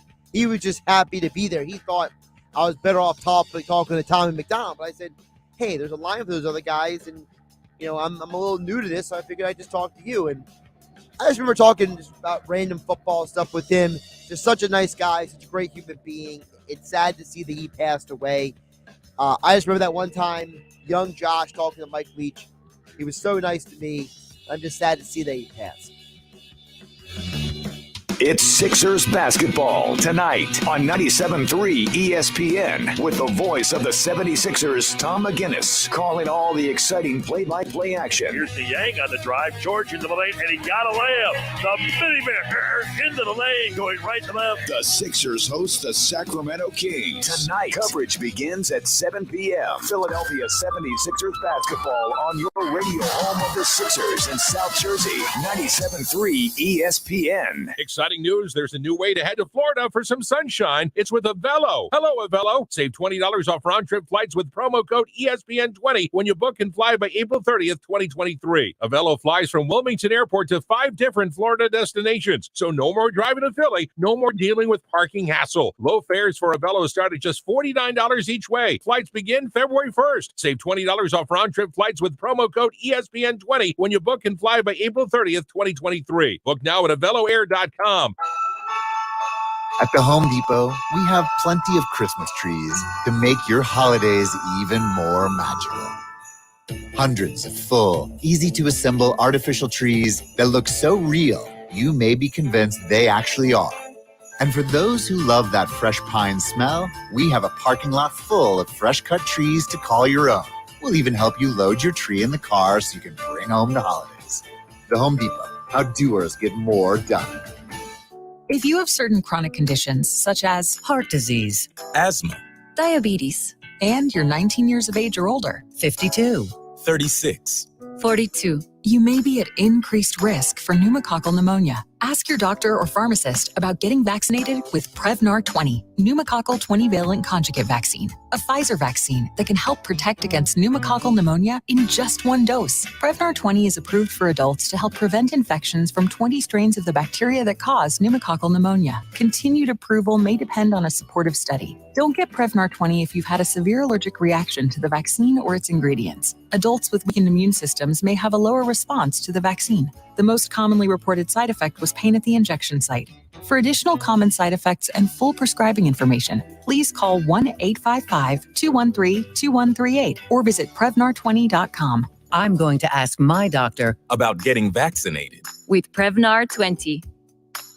The JCPenney Mystery Sale is back for the holidays. Through Thursday, usher in huge holiday savings with our in-store coupon giveaway. You can get an extra 30, 40, or even 50% off while they last. Simply find an associate for a coupon, then peel to reveal your deal. Hurry in now to discover the savings you've been wishing for.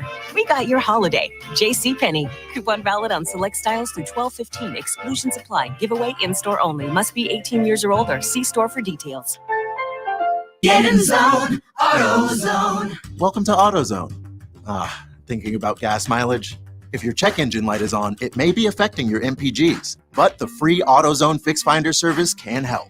With the most complete free warning light report backed by technician-verified fixes, you'll know what's affecting your gas mileage and more, and you don't have to drive too far to find the fix. The free AutoZone Fix Finder service is available at all 6,200 stores. Get in zone, AutoZone. See details at AutoZone.com. Have you been naughty or nice this year? Cash don't care. At Jackson Hewitt, you could still get up to $4,500 for the holidays. Some bucks now, more bucks in January. So be naughty. Snap up all the ginger snaps. Wear a pretty sweater to an ugly sweater holiday party. You could still get up to $4,500 when you go to Jackson Hewitt today. Details at jacksonhewitt.com. Eligible clients can get up to $1,000 in December and up to $3,500 in January. Loans by Republic Bank and Trust Company. Finance charge may apply. With GMF financing, to qualify buyers excludes Corvette. It may be cold outside, but the deals are smoking at Bennett Chevrolet. It's our red-hot clear-the-lot year-end sale. While they last, everybody gets GM supplier employee pricing on new Chevys. That's right, everybody pays what our supplier employees pay and not a penny more. Even when other dealers are selling for thousands over sticker, Bennett is selling at GM supplier employee prices. But hurry, this incredible deal is on new Chevys and they will sell out fast. Save even more with rates as low as 3.99%. And every pre-owned's on sale too. This may sound unbelievable, but Bennett's paying a minimum $10,000 for the worst clunkers towards any pre-owned in stock. Yes, a minimum 10 grand for total Imagine how much you'll get for a trade that actually runs. And our non-commissioned sales team is paid not on how much you spend, but on your satisfaction. So you know you will be satisfied. Find new roads at Bennett Chevy, Egg Harbor Township, and BennettChevy.com. A Town Square media station serving all of South Jersey. This is 97.3 ESPN, home of the Philadelphia Eagles. They've got 'em! WENJ HD Millville, Atlantic City. This is the Sports Bash with Mike Gill on 97.3 ESPN. Now, live inside the Matt Black Kia Studios, here's Mike Gill. Josh Hennig filling in for Mike Gill on a Tuesday edition of the Sports Bash on 97.3 ESPN FM and 97.3 ESPN mobile app powered by First Bank of Seattle City. We got more football and Eagles talk for you this hour. Keep the messages coming in at 609-403-0973 in your DMs in the 97.3 ESPN mobile app powered by First Bank of Seattle. I asked the question earlier in the show, and we'll ask it again to our next guest on the show. Who do we give more credit to, Howie Roseman or Nick Sirianni, for this team being 12-1. We're right now over at 973 ESPN on Twitter. 70% of the vote is saying they give the credit to Howie Roseman. Scott Grayson writes about the Eagles over at 973ESPN.com. And, of course, you can see him on Fox 29 News as well. Scott, how you doing today? Doing good. How are you? Doing good. I see you're you're on the move over there. I can hear you now. Yes. Yeah. On the move, yes. I'm not driving. I have my son driving, but yeah, we're doing good. So, Scott, who do you give more credit to for the Eagles' 12-1 record? Yeah, it's a great question but I don't think one is successful without the other, right? I don't think Nick Sirianni is successful if he doesn't have the talent that he's coaching that Howie has put here. I think Howie isn't getting all the credit if Nick isn't making this locker room mesh well and all the chemistry that's going on. You know, I was thinking about it earlier today about the 2017 run and the way the team was that led to the Super Bowl there. You know, they had some good chemistry in that locker room. I really think this team is tighter, is closer, has more chemistry. So, to me, I think to answer your question, I don't think one's successful without the other. But there's no doubt to me that Howie Roseman should be Executive of the Year. And frankly, I think Nick Sirianni absolutely should be Head Coach of the Year. Here's the thing, though. If you had to line them all up next to each other, Scott, if you had to line up Coach of the Year, Executive of the Year, and then Hurts for MVP, what's the likelihood, do you think, of each of them getting those awards? I'd probably put the highest chance of winning right now on Howie. Because I just sense that around the country, there's still a doubt with Hurts. I mean, all of us who've seen him every game this year we're saying, and if I were casting a vote, it would be for Jalen Hurts. And I know I'm in the camp saying this guy deserves an award. Don't give me the stats of Holmes and Josh Allen, and even Tagovailoa was in the conversation a couple weeks ago. Don't give me them. They've all lost at least 3 games this year. This guy's lost 1. And he's kept this team from the proverbial trap games. And that's why I'm confident in this team winning at Chicago. Because this guy, you saw, and I think the shot that, a picture paints 1,000 words. That picture on the bench, I think it was A.J. Brown and another receiver, were going crazy on the bench. And then see Jalen sitting there, just sick and not moving. And just, you can tell he's thinking about the next play and how they can try to score. And I think this team really feeds off of that. And that's why I think partly why I think he deserves the award. He's the best dual threat quarterback in the league today. I think he has been the greatest in terms of, look, he only has 3 interceptions. So you want to give me Mahomes stats? I'll give you Jalen Hurts interceptions. That's it. And at least one of them wasn't his fault. So to me, I think Jalen Hurts should win the award. I think the best chance for the awards that you listed happening is probably Howie. Yeah, I think the only problem with Hurts is that it's the classic debate, Scott, of is it most valuable player? Is it best player on the best team? Is it the guy with the best stat line? And so often these awards, I don't even know that people are voting for sometimes. No offense, but look at the Heisman. How many times did the guy won the Heisman? You're like, really? That guy won? People still complain that Charles Woodson won over Peyton Manning all these years later. Yeah, I think it's a great point. And that's the thing, is that you could have 3 people sitting there for the award, and one guy is voting on the best stats, and one guy is voting on felt was most valuable to his team, and another guy, this is the way I like to look at the award, if you took this guy off the team, what are you left with? And there's no doubt, if you take Patrick Mahomes, the Chiefs, yeah, he's not making those flat plays. In my opinion, the Chiefs will have plenty of talent there to win with, and you could say the Eagles do too, but this guy this is another fire for me. Do you make the other people around you better?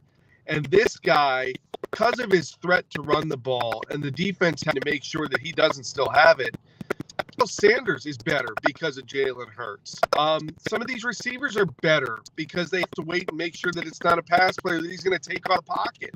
So they're one-on-one with a little bit more cushion when they're running their routes. This defense is better because of Jalen Hurts because they get on teams and they're instantly one-dimensional. All this defense has to do is just keep the opponent out of the end zone, really. And it's with a 2-possession lead. So to me, all those reasons check the box for Jalen Hurts, and I think he should be MVP, no doubt about it right now. Scott, you write Grayson's grades over at 97.3 ESPN.com after every Eagles game, and you gave both high grades to A.J. Brown and Miles Sanders. I want to bring them both up together because A.J. Brown, first 1,000-yard receiver since Jeremy Maclin. Miles Sanders, first 1,000-yard rusher since LaShawn McCoy. Which of those accomplishments do you think is more impressive with this Eagles team? Yeah, that's a great question. I'd probably hedge slightly on Miles Sanders. You look at this and that guy had last year, and it would have been very easy for him to start getting down, and he might have in the offseason. No touchdowns. On the yardage, right? And then this year, how does he come back? He comes back with 1,000 yards through 12 games. That's obviously we do the average. That's almost 100 yards per game. That's excellent. And some of these, they haven't even run the ball much. What was it, a couple weeks ago against Tennessee? That was pass. So what he's done, I think, has been impressive. And the one stat to me, more than the yard or the touchdowns, he has 0 fumbles. So I see a guy who really put a lot of work into it. I heard a lot of the players after the game on Sunday talking about how hard he's worked, how much I've seen him working off on the side and throughout the offseason. Look, it was a contract. You could argue that's part of the motivation and all that stuff. And whether it's here or not, he's going to get paid. But he is definitely a great year. But I don't want to put down what A.J. Brown has done because to step into here a team and to be what he's been for Jalen Hurts in this offense is also impressive because he gets games where he's had very little activity, gone to Devontae Smith or Dallas Goedert when he was in there, or they've just been running a lot. So I think very impressive what both of these guys have, and I'm very impressed by both. And frankly, none of that happened without the offensive line blocking to give Hurts time to find A.J. Brown. I think this offensive line is the best in the league. You mentioned about the offensive line being the best in the league. And somebody asked me earlier in the show because, in a world where quarterbacks are getting a lot of money, we know Jalen Hurts is going to get paid. And the question was about, teams typically have to, cut the fat somewhere, right? They can't pay everybody money. Well, A.J. Brown's already under contract. If you're giving Hurts money and you have offensive linemen already under contract, my assumption on the Eagles, Scott, is they're going to keep the line as is. They're going to keep investing in it. It's probably going to be a position like running back that gets the short end of the financial stick because at the end of the day, this organization prioritizes the O-line above almost any other position on offense. Yeah, and I think that's the right way to do it, frankly, because you win the line of scrimmage. You're seeing it this year, right? They're winning the defensive scrimmage, and they're getting back there, and they're leading the league in sacks. They are a great line of scrimmage on offense. Jalen Hurts has a pocket to throw out of more often than not, and Miles Sanders has been much more patient this year in waiting for holes and not being too antsy to get through them. But this line has also given him some good holes to run through as well. So I would not be surprised if Miles Sanders does not get brought back here because Howie does not really tend to a history of paying running backs. He did pay on McCoy. Then Chip Kelly let him go. But you look at that history, and that's what leads me to believe that you're right. I think there's probably a good chance that he doesn't spend money there. He's going to have to pay Jalen Hurts, and he's got a little bit of an A line, so they're going to have to invest in that. The draft in some spots. So I think that's probably. I think you're right. I think that's probably the way some of that offseason will go. Speaking of guys The news came out today officially. The Eagles are bringing in Brett Kern. Sipas goes on the injured reserve. We saw Anthony Harris, him making a comeback to beef up the depth at safety. But I got to focus on Kerr, Scott, because, this is a former all-pro punter, and he only lost the job to a guy who might have the best leg in Tennessee. We saw him a couple weeks ago, right? So, it's almost like how he's like, I'm just going to grab Ndamukong Suh. I'm going to grab Limbo. I'm going to grab Brett Kern. It's like, the Eagles might have upgraded a punter with Sipas getting injured. Yeah, there's no doubt. And that what you talked about is what shows the Eagles, Jeffrey Lurie, Howie Roseman, they are all in because every time they find a little crack in the dam, right? They're putting their finger in it and they're plugging it with somebody. Ndamukong Suh, Linval Joseph, now Brecken. They brought in Anthony Harris as well. So you look at this and Kern move, and what struck me was seeing some punters or former around the league on Twitter talking about how many clubs this guy has in his bag, right? All the kinds of punts he can do. So you got a guy who can check the ball, short of the goal line. He can do probably the coffin corner punt that has become a lost art, frankly, these days. And I think what that is a great get by Howie Roseman to fill a need, obviously. And, everything you hear, the guy was an all-pro for a reason. So they got something they really need, and they fixed the problem real quick. He was in on Monday. So they had the problem on Sunday. Howie made a call probably before the game was even over. And in comes Brett Kern signed. He's, here, ready to do his job. I think another great job there by Howie Roseman. A couple more for Scott Grayson before we let him go. Of course, Grayson's grades over at 97.3 ESPN.com. And, of course, you can catch him on Fox 29 with sports anchor over there. Scott, Hassan Reddick had another really good game. And, Adam Caplan mentioned to me earlier that another person in the league, like a scout and a GM, told him that Hassan Reddick was, quote, unstoppable versus the Giants, and how rare it is for a team like the Eagles to get a player of that caliber in free agency. I got to think part of the thing with Reddick, Scott, is also he's from the area. He's a guy from South Jersey. So, having a guy like that probably helped, the familiarity. But this guy has really been a really impressive getting. You could argue maybe the defense isn't a top 5 defense without him.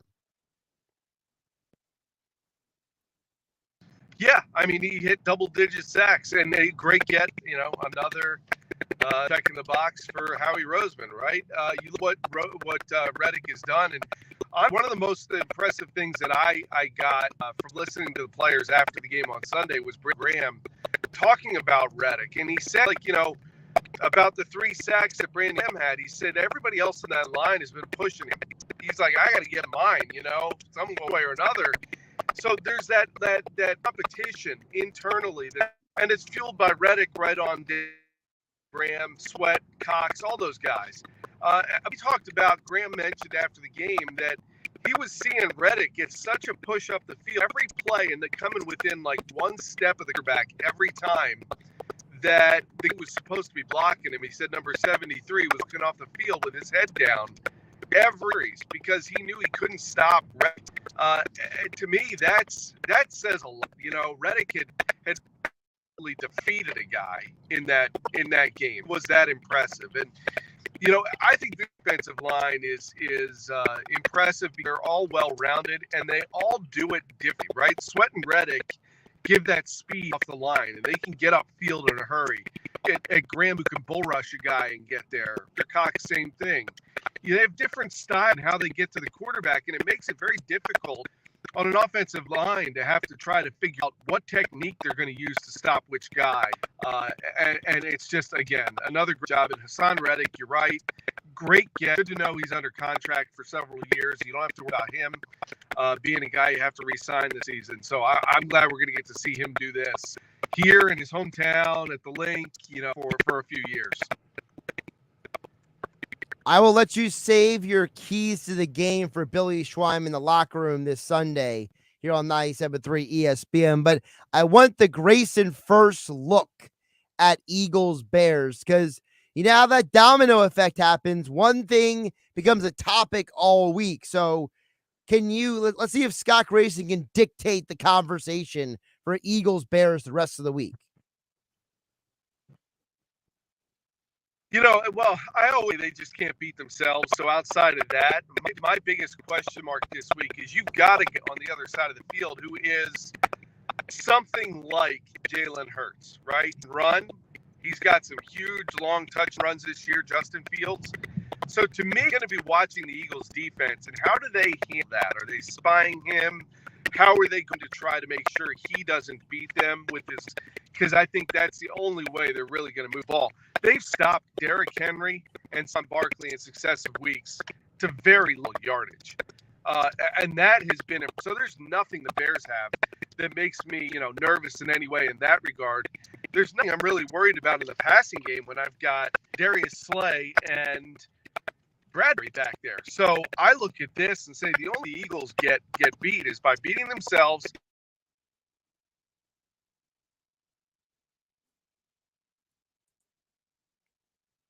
And it looks like we just lost Scott Grayson there. He just kind of froze up on us in the middle of a sentence there. He might have hit a dead spot. Of course, you can follow Scott Grayson over on Twitter at SGraysonFox29. Grayson's grades over at 97.3 ESPN. I think we got him back here. Scott, you froze there mid-sentence. Got me now? Yeah, I got you. Sorry about that. I just look at my big concern is how they defend Justin Fields from the run. And if you get aggressiveness from Sweat and Reddick pushing Field too fast, it could leave a quick egg to the side for Fields. So that's what I'm watching this week. Scott Grayson. Grayson's grades. Right now, 97.3 ESPN.com. They join the Sports Bash after every Eagles game.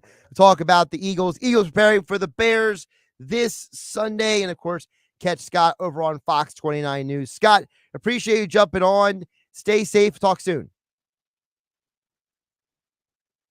All right, you got it, Josh. Thanks. And, of course, this hour of the Sports Bash being brought to you by the Gallery Bar Booking Games over at Ocean Casino Resort. Cheers your favorite drinks while cheering on your favorite team. Go to the Gallery in Ocean Casino Resort and go for the win. For more information, visit oceanac.com. Must be 21 or to play. Gambling problem, call 1-800-GAMBLER. Coming up on the other side, we'll talk more football scientist Casey Joyner joins us. One thought on every game, plus his thoughts on the Eagles at 12-1, right here on 97.3 ESPN. Josh Hennig hanging out with you, filling in for Mike Gill on a Tuesday. The excitement of a big play. He is going deep, and it is intercepted. And all the drama of sports. Spotted, kick, up, and it is good! All in one place. 97.3 ESPN.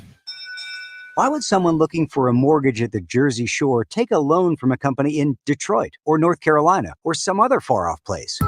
Online mortgages promise a lot, but don't always deliver. First Bank of Sea Isle City knows the Jersey Shore. We are local lenders. We use local appraisers and provide in-house processing. We understand the unique obstacles of financing in Cape May County.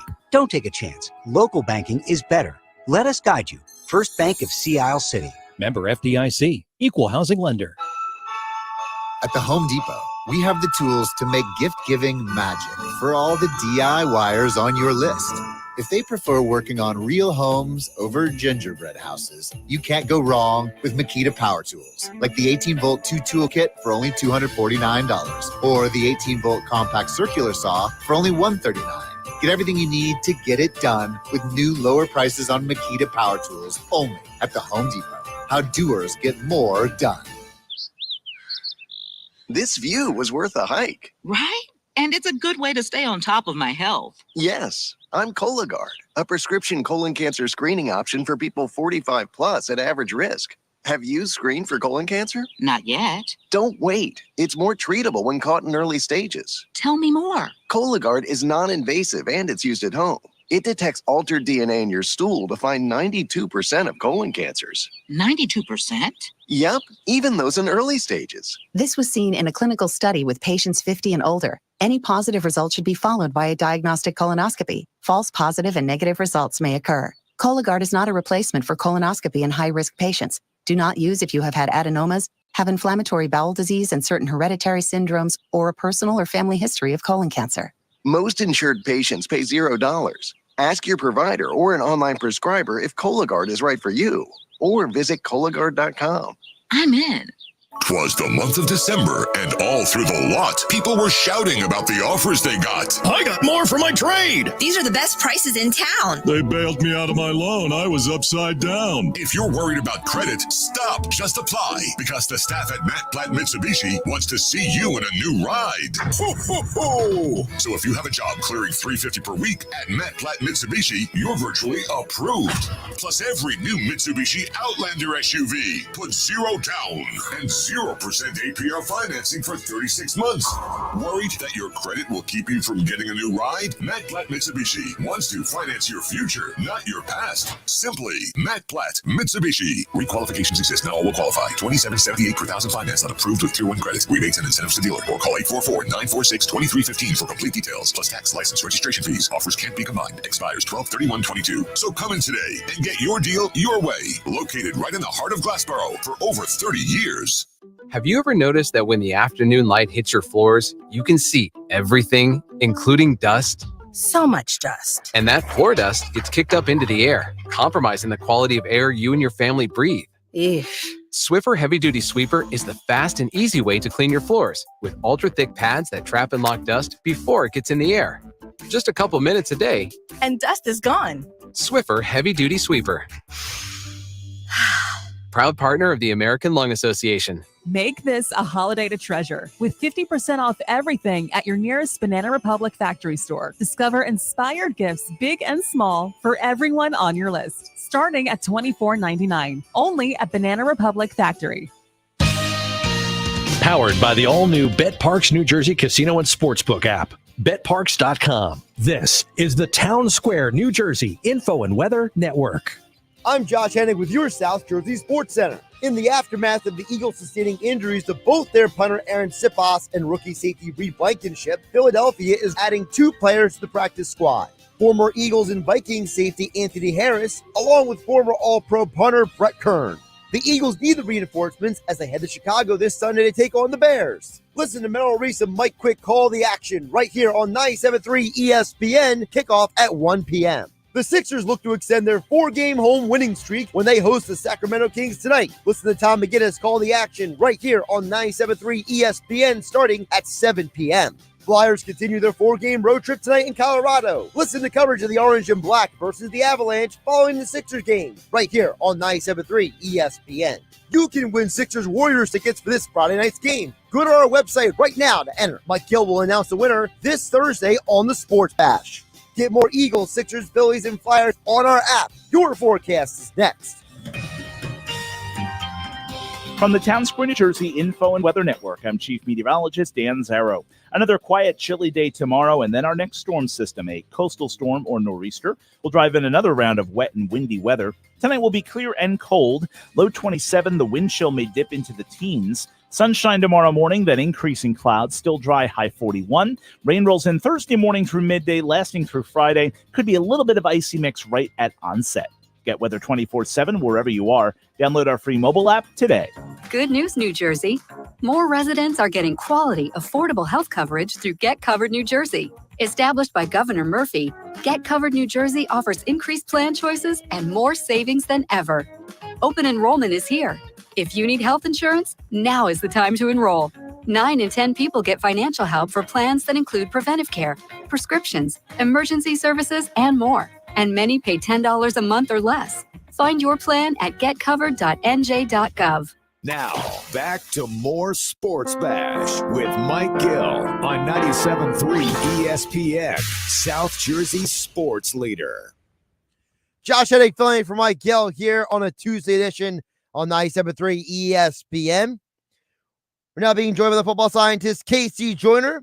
Casey Joyner's appearance on the Sports Bash being brought to you by Cape Regional Health System. For a healthier life, call 609-463-CAPE. We usually start the KC before Monday Night Football, so the one thought every game gets to include Monday Night Football. So we got a lot to get to with Casey Joyner here on a Tuesday with Week 14 completely in the books. Casey, welcome back in. How you doing today, my friend? Great. Thank you for the schedule shift this week. Really appreciate it. Listen, we're all working together to make it work, right? Things come up sometimes, so yes. You guys had Sal Pal yesterday. That was so cool. Yeah, Sal was with Mike Gill over at Ocean Resort Casino. So they had a full hour together. Sal basically said, I'm coming, and we said, let's do it. Yeah. So. Sal's a great guy. I got to talk to him a few times behind the scenes before. Fantastic guy. It really helps out other people in the industry too. Top-notch guy. So let's get to the Eagles, because most people feel like if they're not the best team, they're one of the best teams in the NFL. Casey, what was it on Sunday that you saw that for you is really differentiating them from the other teams? What kind of margin for error does a team have when their quarterback, when Jalen Hurts on vertical passes, okay, these are passes thrown 11 or more yards downfield, he goes 2 for 10 for 74 yards on vertical passes.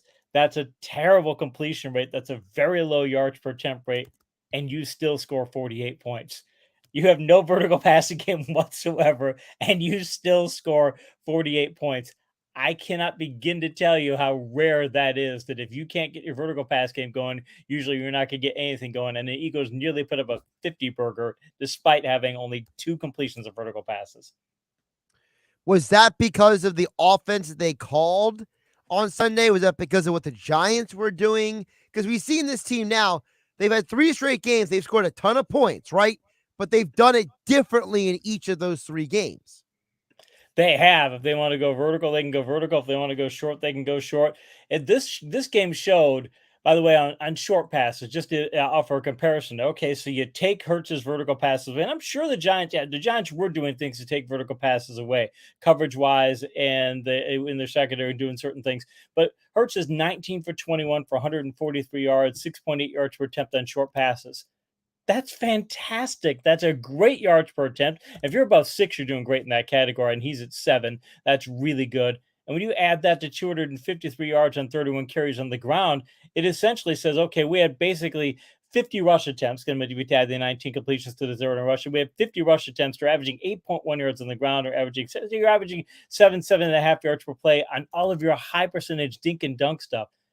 That's ridiculous. You should not be able to be that successful on short passes and runs on that type of volume in the NFL. So it just shows it's another way of saying, look, if the Eagles, if you try to keep them, whatever way you want to try and get them to play, they can play whatever way you want them to play. And there is not a team in the league that is close to being able to say that.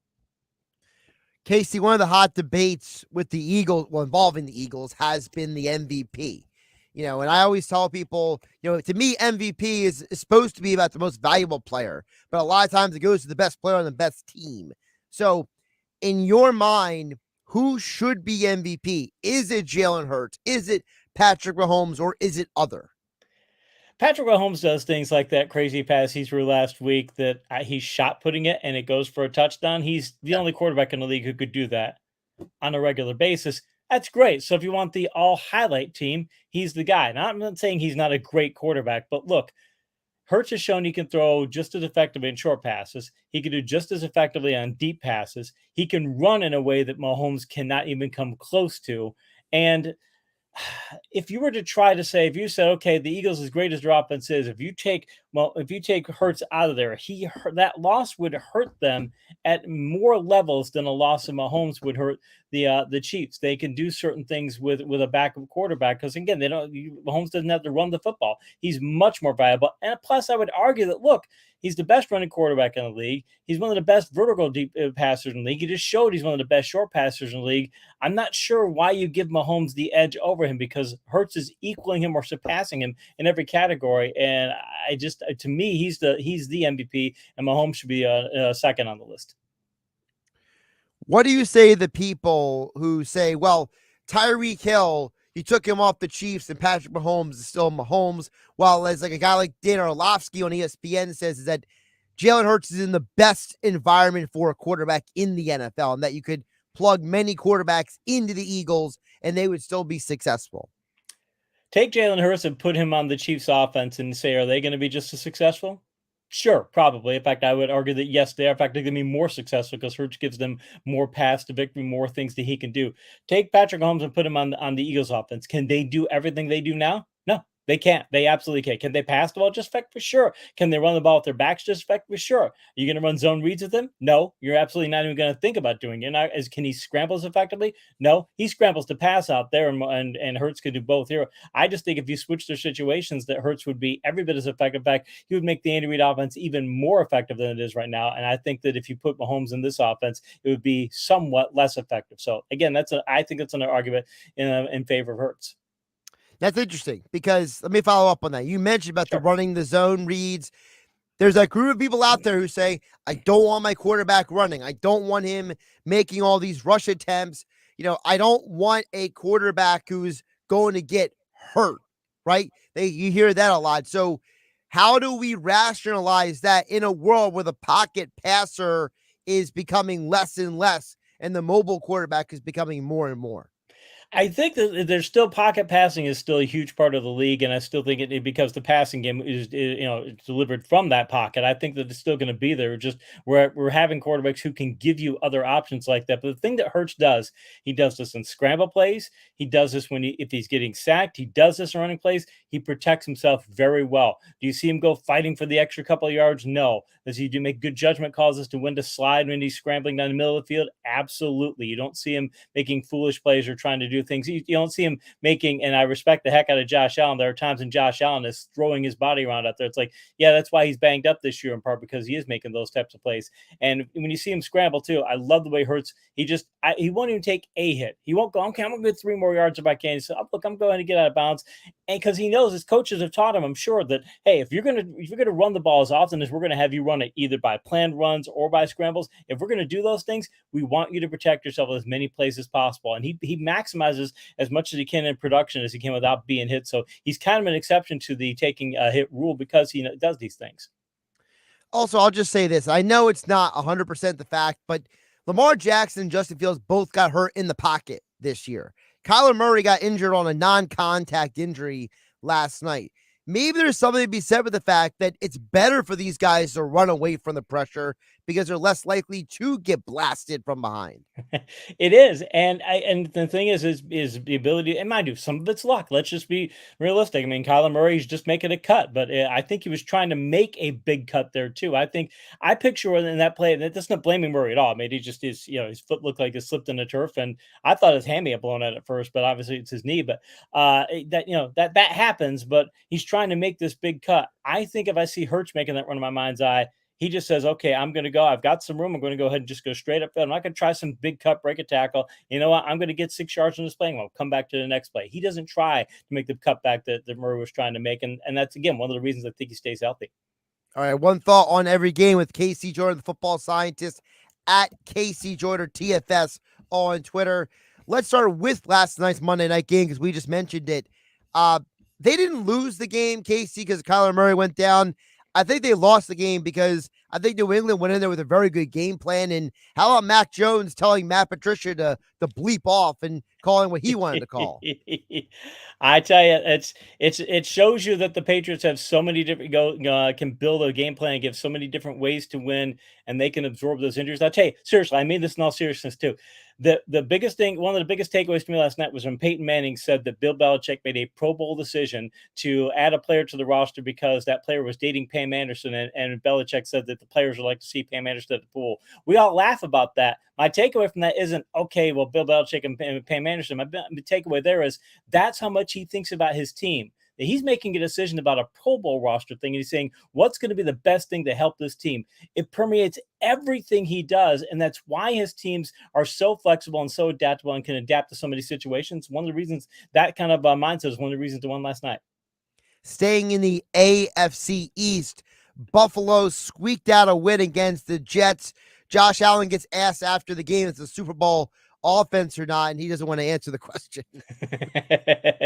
Yeah, and they asked him about the other team. He said, "Well, they're a good team over there. You can see there's I think a bit of contempt. I love that though. The teams don't like each other like that. I think that these teams are going to be button heads for a while and such. But look, the thing the Bills defense is finally starting to play better. That's the biggest thing here is that this Jets offense has been pretty good, and they really beat up Mike White, sent him to the hospital and such. So their defense had not been playing that well, and it's back to where it is because they need both platoons to play well. If their defense went back to playing like it did before, they're not a Super Bowl contender, and they're back to it. Joe Burrow got his first win against the Browns in his NFL career in the Bengals 23-10 win. Unrattleable. Even last night, even the Manning brothers are joking with him and things. Totally unflappable, just as relaxed as can be. Hey, you know what? You're going to miss T. Higgins. You're going to be out Tyler Boyd. He's like, all right, well, I'll just throw 10 passes over here. I'll get the Trenton, these backup receivers, guys that nobody's ever heard of. He's hitting one of them for a 34-yard pass. He's getting another pass. The guy caught a couple like 45 yards worth of passes and 2 completions. I mean, he's finding ways to get other players to go, and that's the mark of an all-pro quarterback to be able to do that. It almost looked like Dallas was going to lose to Houston on Sunday. They escaped with a win. What the heck happened in that game, Casey? Ultimate trap game. You get in there, and mind you, the point spread went 18. I think it was above 18 points at one point. And even when early in the game, it went to the 20 range, if I remember correctly. And I think Dallas just got a very big head about themselves. And Houston, Lovie Smith had that team fighting hard all year. They're not very talented, but they're going to play hard. They're going to fight hard. There's no quit in that club. And I think Dallas thought they would just cakewalk to a win because of that, and they didn't. So it's something for Dallas that, hey, you can't just you don't overlook any opponents, because if they do that in the playoffs, and we've seen that happen before. Ask Mike Tomlin about that. They overlook a team in the playoffs, it could be a problem for them. If I told you that Detroit Lions would beat the Vikings and be in the playoff hunt, you probably call me crazy early in the year, but that's exactly what happened on Sunday. It is, and I didn't expect. I was surprised that they were considered a favorite going into that game. I thought, now, why in the world the Vikings are 5 games better? And mind you, look, I'm from Michigan, so I like to see the Lions do well. But thing is, look, they can get into shootouts, and the Vikings coming into that game were 5-0 in shootouts, and that's where each team scores 24 more points. So this game doesn't quite count because it's 34-23, but the Lions showed, hey, we can go out head to head with the best shootout team in the league and still beat them. And that says something. Mind you, they're with Swift back there in that backfield, and the way that backfield is set up now, what's happened to the receiving core, DJ Chark and such, they've got a powerhouse offense. One thought every game with Casey Joyner, the football scientist, writes for The Athletic. Casey, speaking of DJ Chark, his former team, the Jags, they put a thumping on the Titans. It looked like Trevor Lawrence might not play in the game early in the week, and then Evan Ingram goes out and gets 162 receiving yards from Lawrence. He does, and it says something for the Jaguars. The Jaguars all year have been, okay, their record is worse than what their talent level has been, or when you look at their metrics to say, this is where I'd expect this team to be, and they've always been like a step back from it. And again, we know they've got good coaching with Peterson, so we know that that's not the problem. It's just a matter of circumstance didn't favor them. They played to that level this week, and the Titans, been saying it for a few weeks now, they wore themselves out with this massive power football approach early in the season, and it's put them into a different place. They're not the team they were a month ago. No Lamar Jackson, no Kenny Pickett by the end of the game. Baltimore wins a rock fight with the Steelers. They do, and the Steelers, hey, look, they need I don't know that Pickett's the answer, and obviously Trubisky's not the answer. They need to get a lot better on offense, but for them to not be able to win this sort of game when Baltimore is as banged up as it was says something. But Baltimore getting Dobbins back and being able to just lean on that power running game, that's the thing. Both teams are banged up, but the Ravens had more depth in their power running game. The Steelers, even with the improvements they've had in their power running game, they weren't able to keep up. So give Baltimore credit for gutting that one out, because they were shorthanded in that one. In the late afternoon slate, it looked like Kansas City was going to run away with the game, and all of a sudden, Denver has their highest scoring output of the season. Casey, should we be concerned about the Chiefs' defense? We should, and they didn't keep their foot on the gas, and you see it happen all the time. The team gets ahead, and then once you take your foot off the gas, it's hard to get back there. Jimmy Johnson used to say it's why he always wanted his teams to keep running the score up, because he said once you let up, he said you can't get that back, and if the other team keeps fighting, you're in a spot. Kansas City found that out. Something about Denver, though, wrote about it from my article for The Athletic this week, is Denver's matchups coming up down the stretch. They're favorable from a passing perspective. Wouldn't be surprised to see Russell Wilson have his best stretch of games late in the year. San Francisco kicks Tampa in the teeth and sends Brady home with a poor showing in his homecoming in his hometown. Yeah, they do, and that shows you what that defense can do. I keep looking at the 49ers and going, I don't know that it's an exact, a great, perfect comparison, but I keep thinking of that 1990 Giants team. If you remember back then, that was Parcells and that powerhouse defense, and even when they went up against the Bills, they were able to beat the Bills. They beat the dynastic Niners team. They just because they had a great defense and just a powerhouse offense. And Brock Purdy doesn't matter. Gets hit, you blitz him, doesn't matter. He just stands in there. He doesn't know what it's like to the triumph of the uncluttered mind is an old NFL saying. So I think they're still a Super Bowl contender within their particular path. I don't know how the Panthers went to Seattle and won on Sunday. Please help me understand what on earth happened, Casey.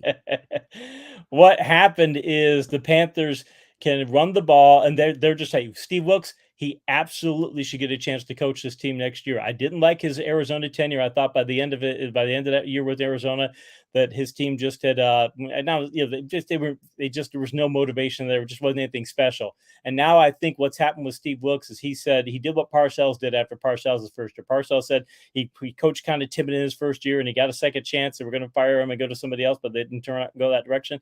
And he said the second time around, he just went as aggressive as he could be and coached exactly the way he wanted to. And look at what Wilkes is doing. He's firing coaches. He's changing quarterbacks. He's moving players around. He is being as aggressive as can be. I don't think Seattle was ready for that aggressiveness. And plus, losing Walker too in Dallas and having a backup running back there, I think that really hurt them as well.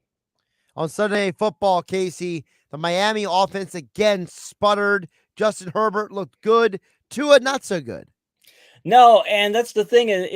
Tua had Jalen Waddle was banged up. Fantasy managers will attest to that. Although Mike's team beat my team because Waddle caught another pass late in the game, so in our fantasy league. But that's the thing about the Dolphins. They had that 4-game stretch where they did really well. They had that game against Baltimore where they had a good fourth quarter. They had a terrible first 3 quarters. You take those out, this is a mediocre offense. And that's just how it is. I mean, it's just at least when you look at their numbers, look at the point totals, look what they've done. They've not done that well. So this is a very streaky offense. If they find it, if they hit their streak, if they hit their groove, they do very well. And if they don't, they don't. And I think the Chargers said, we're going to take certain things away from you. Waddle's banged up. We're going to take away some vertical passes for you, make you do something else. And the Dolphins couldn't do it with enough consistency. So Dolphins offense needs to get a lot better. But give the Chargers credit, too, for a matchup that could have gone poorly against them. Their defense finally stepped up. Before I let you go, Casey, I want first thought on Thursday Night Football. This might be the best Thursday night game we've had in a while. 49ers at Seattle, 2 teams. One team is trying to win the division. The other team trying to get in the postseason. Yeah, I think it's going to come down to that whether or not first off, is Ken Walker going to play? He was listed as he would have been a limited practice on Monday, but they didn't really practice. It's just what they would have done. Will he play? Will he be at full speed? If he's not, it changes the dynamic of their offense. Because I think if you're Seattle and you say, we can't run the ball, which if they don't have Walker, I don't know how they're going to do it, then all right, we're going to have to go vertical. Maybe they hit a couple of big passes against the sometimes inconsistent Niners defense, but their pass to victory are going to be severely limited if he doesn't play. He's Casey Joyner. We do one thought on every game every week here on the Sports Bash on 97.3 ESPN at Casey Joyner TFS on Twitter. He'll be back on Friday's edition of the show. Normal time, back to 5 o'clock, same bat time, same bat channel for Friday's show. Yeah, sounds like a plan. Yeah, and it's a great slate of games coming up this weekend too. A lot of fun covering that stuff. Yeah, 3 of those games are on Saturday, so people keep that in mind. You got Thursday, you got Saturday, and you got Sunday, and you got Monday. So, Casey, we'll have plenty to talk about on Friday's show. Yep, I work on the live blog of The Athletic, too, for the Saturday games and Sunday games, too. So, everybody stop by and take a look because I do post a bunch of fun things on there. Oh, you'll be very busy then if you're doing all 3 games on Saturday. It will be. It's quite the ride, and we find a lot of fun stuff to post. A lot of interesting stuff too. A lot of in-game metrics and things. It's a wild ride on that live blog. Love it. Casey, take care. Talk to you Friday. Appreciate it, man. Josh Hennig here, filling for Mike Gill here on the Sports Bash, 97.3 ESPN and 97.3 ESPN mobile app powered by First Bank of Seattle. Don't forget Casey's appearance on the Sports Bash being brought to you by Cape Regional Health System for a healthier life. Call 609-463-CAPE. We'll wrap up the show on the other side. Tuesday edition, 4 hours almost in the books. Let's put a nice little bow on it. Get your text on the other side at 609-403-0973. Ho, ho, ho! Merry Christmas! Happy holidays to all of our listeners. We listen online at the North Pole. Ho, ho, ho, ho, ho, ho. Merry Christmas. Ho, ho, ho! From 97.3 ESPN. With new inventory arriving daily, find your award-winning Acura at your local Delaware Valley Acura dealer and reserve yours today. At the Home Depot, we have the tools for you to give the gift of a smarter home with savings on top brands, like the Google Hub, a command center for your smart devices that raises the IQ of your entire home, or the Nest Learning Thermostat that helps you conserve energy and save on your bill. And if you don't know what to get, gift cards are a smart gift no matter what they get. So this year, gift smarter with savings on tools to make your holiday magic. The Home Depot, how doers get more done. Dell Technologies' Days of Deals for Business start now with fresh, limited quantity deals on tech to drive productivity. Save on select performance laptops and desktops powered by 12th Gen Intel Core processors. Don't forget special pricing on the latest monitors, docks, and accessories, plus free shipping on everything, and special financing with Dell Business Credit. Call a Dell Technologies advisor at 877-ASK-DELL. That's 877-ASK-DELL. When it comes to wings in the Delaware Valley, nobody beats the Piccalilli Inn. Whether it's South Jersey's best wings, tails, or ears, let them know you're sauce champion. All 10 delectable flavors are going head-to-head to battle for number one. When it's game day, you just gotta head to the Pick. Visit them on Facebook or at piccalilli.com for their Pick game specials. And be sure to pre-order to guarantee your spot in Sunday's lineup. Nobody beats the Piccalilli Inn. Visit the one, the only, the original Piccalilli Inn, Route 206 in Chemong. This view was worth a hike. Right? And it's a good way to stay on top of my health. Yes, I'm Cologuard, a prescription colon cancer screening option for people 45 plus at average risk. Have you screened for colon cancer? Not yet. Don't wait. It's more treatable when caught in early stages. Tell me more. Cologuard is non-invasive and it's used at home. It detects altered DNA in your stool to find 92% of colon cancers. 92%? Yep, even those in early stages. This was seen in a clinical study with patients 50 and older. Any positive result should be followed by a diagnostic colonoscopy. False positive and negative results may occur. Cologuard is not a replacement for colonoscopy in high-risk patients. Do not use if you have had adenomas, have inflammatory bowel disease and certain hereditary syndromes, or a personal or family history of colon cancer. Most insured patients pay $0. Ask your provider or an online prescriber if Cologuard is right for you, or visit Cologuard.com. I'm in. Have you been naughty or nice this year? Cash don't care. At Jackson Hewitt, you could still get up to $4,500 for the holidays. Some bucks now, more bucks in January. So be naughty. Snap up all the ginger snaps. Wear a pretty sweater to an ugly sweater holiday party. You could still get up to $4,500 when you go to Jackson Hewitt today. Details at jacksonhewitt.com. Eligible clients can get up to $1,000 in December and up to $3,500 in January. Loans by Republic Bank and Trust Company. Finance charge may apply. Mr. Clean, Mr. Clean. Of course I use Mr. Clean Magic Eraser to clean tough messes off my stovetop and bathtub. But then I discovered I can also use it to easily clean my patio furniture and even my shoes. I'm hooked. And when wipes won't cut it, I use Magic Eraser Sheets. They're thin and flexible erasers, perfect for everyday messes, like gunk on my counters and sinks. They really are magical.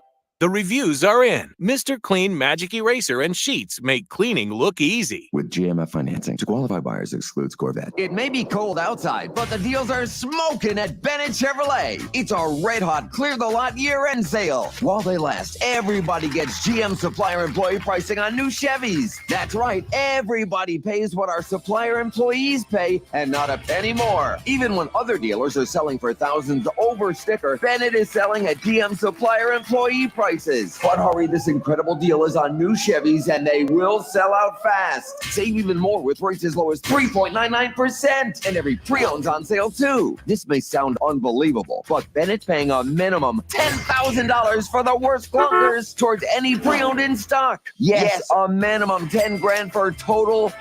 Imagine how much you'll get for a trade that actually runs. And our non-commissioned sales team is paid not on how much you spend, but on your satisfaction. So you know you will be satisfied. Find new roads at Bennett Chevy, Egg Harbor Township, and BennettChevy.com. Now, back to more Sports Bash with Mike Gill on 97.3 ESPN, South Jersey's sports leader. Don't forget my friends over at Jenkins & Sons. Yes, Jenkins Plumbing, Heating, and Air Conditioning. Trust Jenkins like we did at 97.3 ESPN, because when we need to make our studio comfortable, that's who we call. And when you're on the air for 4 hours, or you're in the studio like I am for 8-9 hours, Monday through Friday, you don't want to be sweating. You don't want to be freezing. You want to be comfortable. And Jenkins made that possible. No need to call the drain guy, the heater guy, or the plumbing guy, because Jenkins technicians are trained to do it all. Give them a call at 609-641-6262 online at jenkinsandsons.com.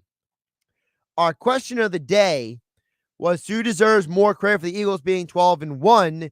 Is it Nick Sirianni or Howie Roseman? Well, Andrew in Summers Point disagrees strongly with the majority. Andrew says the 70% who say it's Howie Roseman are wrong. If I'm given a box full of puzzle pieces, I place them where they need to be in the final picture. The coach has to call the plays, organize the practice all year long to get the results we see. How he spends the money buys the players. They are recommended by the staff. The coach has to put it all together. Any manager could buy these players. There are only a few coaches who do a great job, like Sirianni has. It's Andrew's Summers point.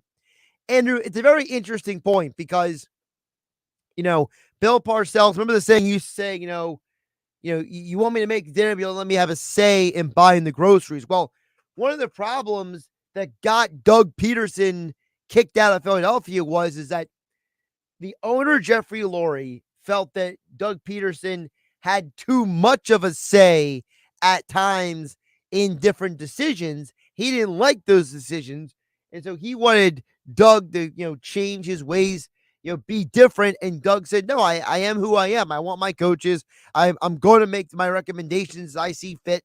And they got rid of him. So Nick Sirianni is here.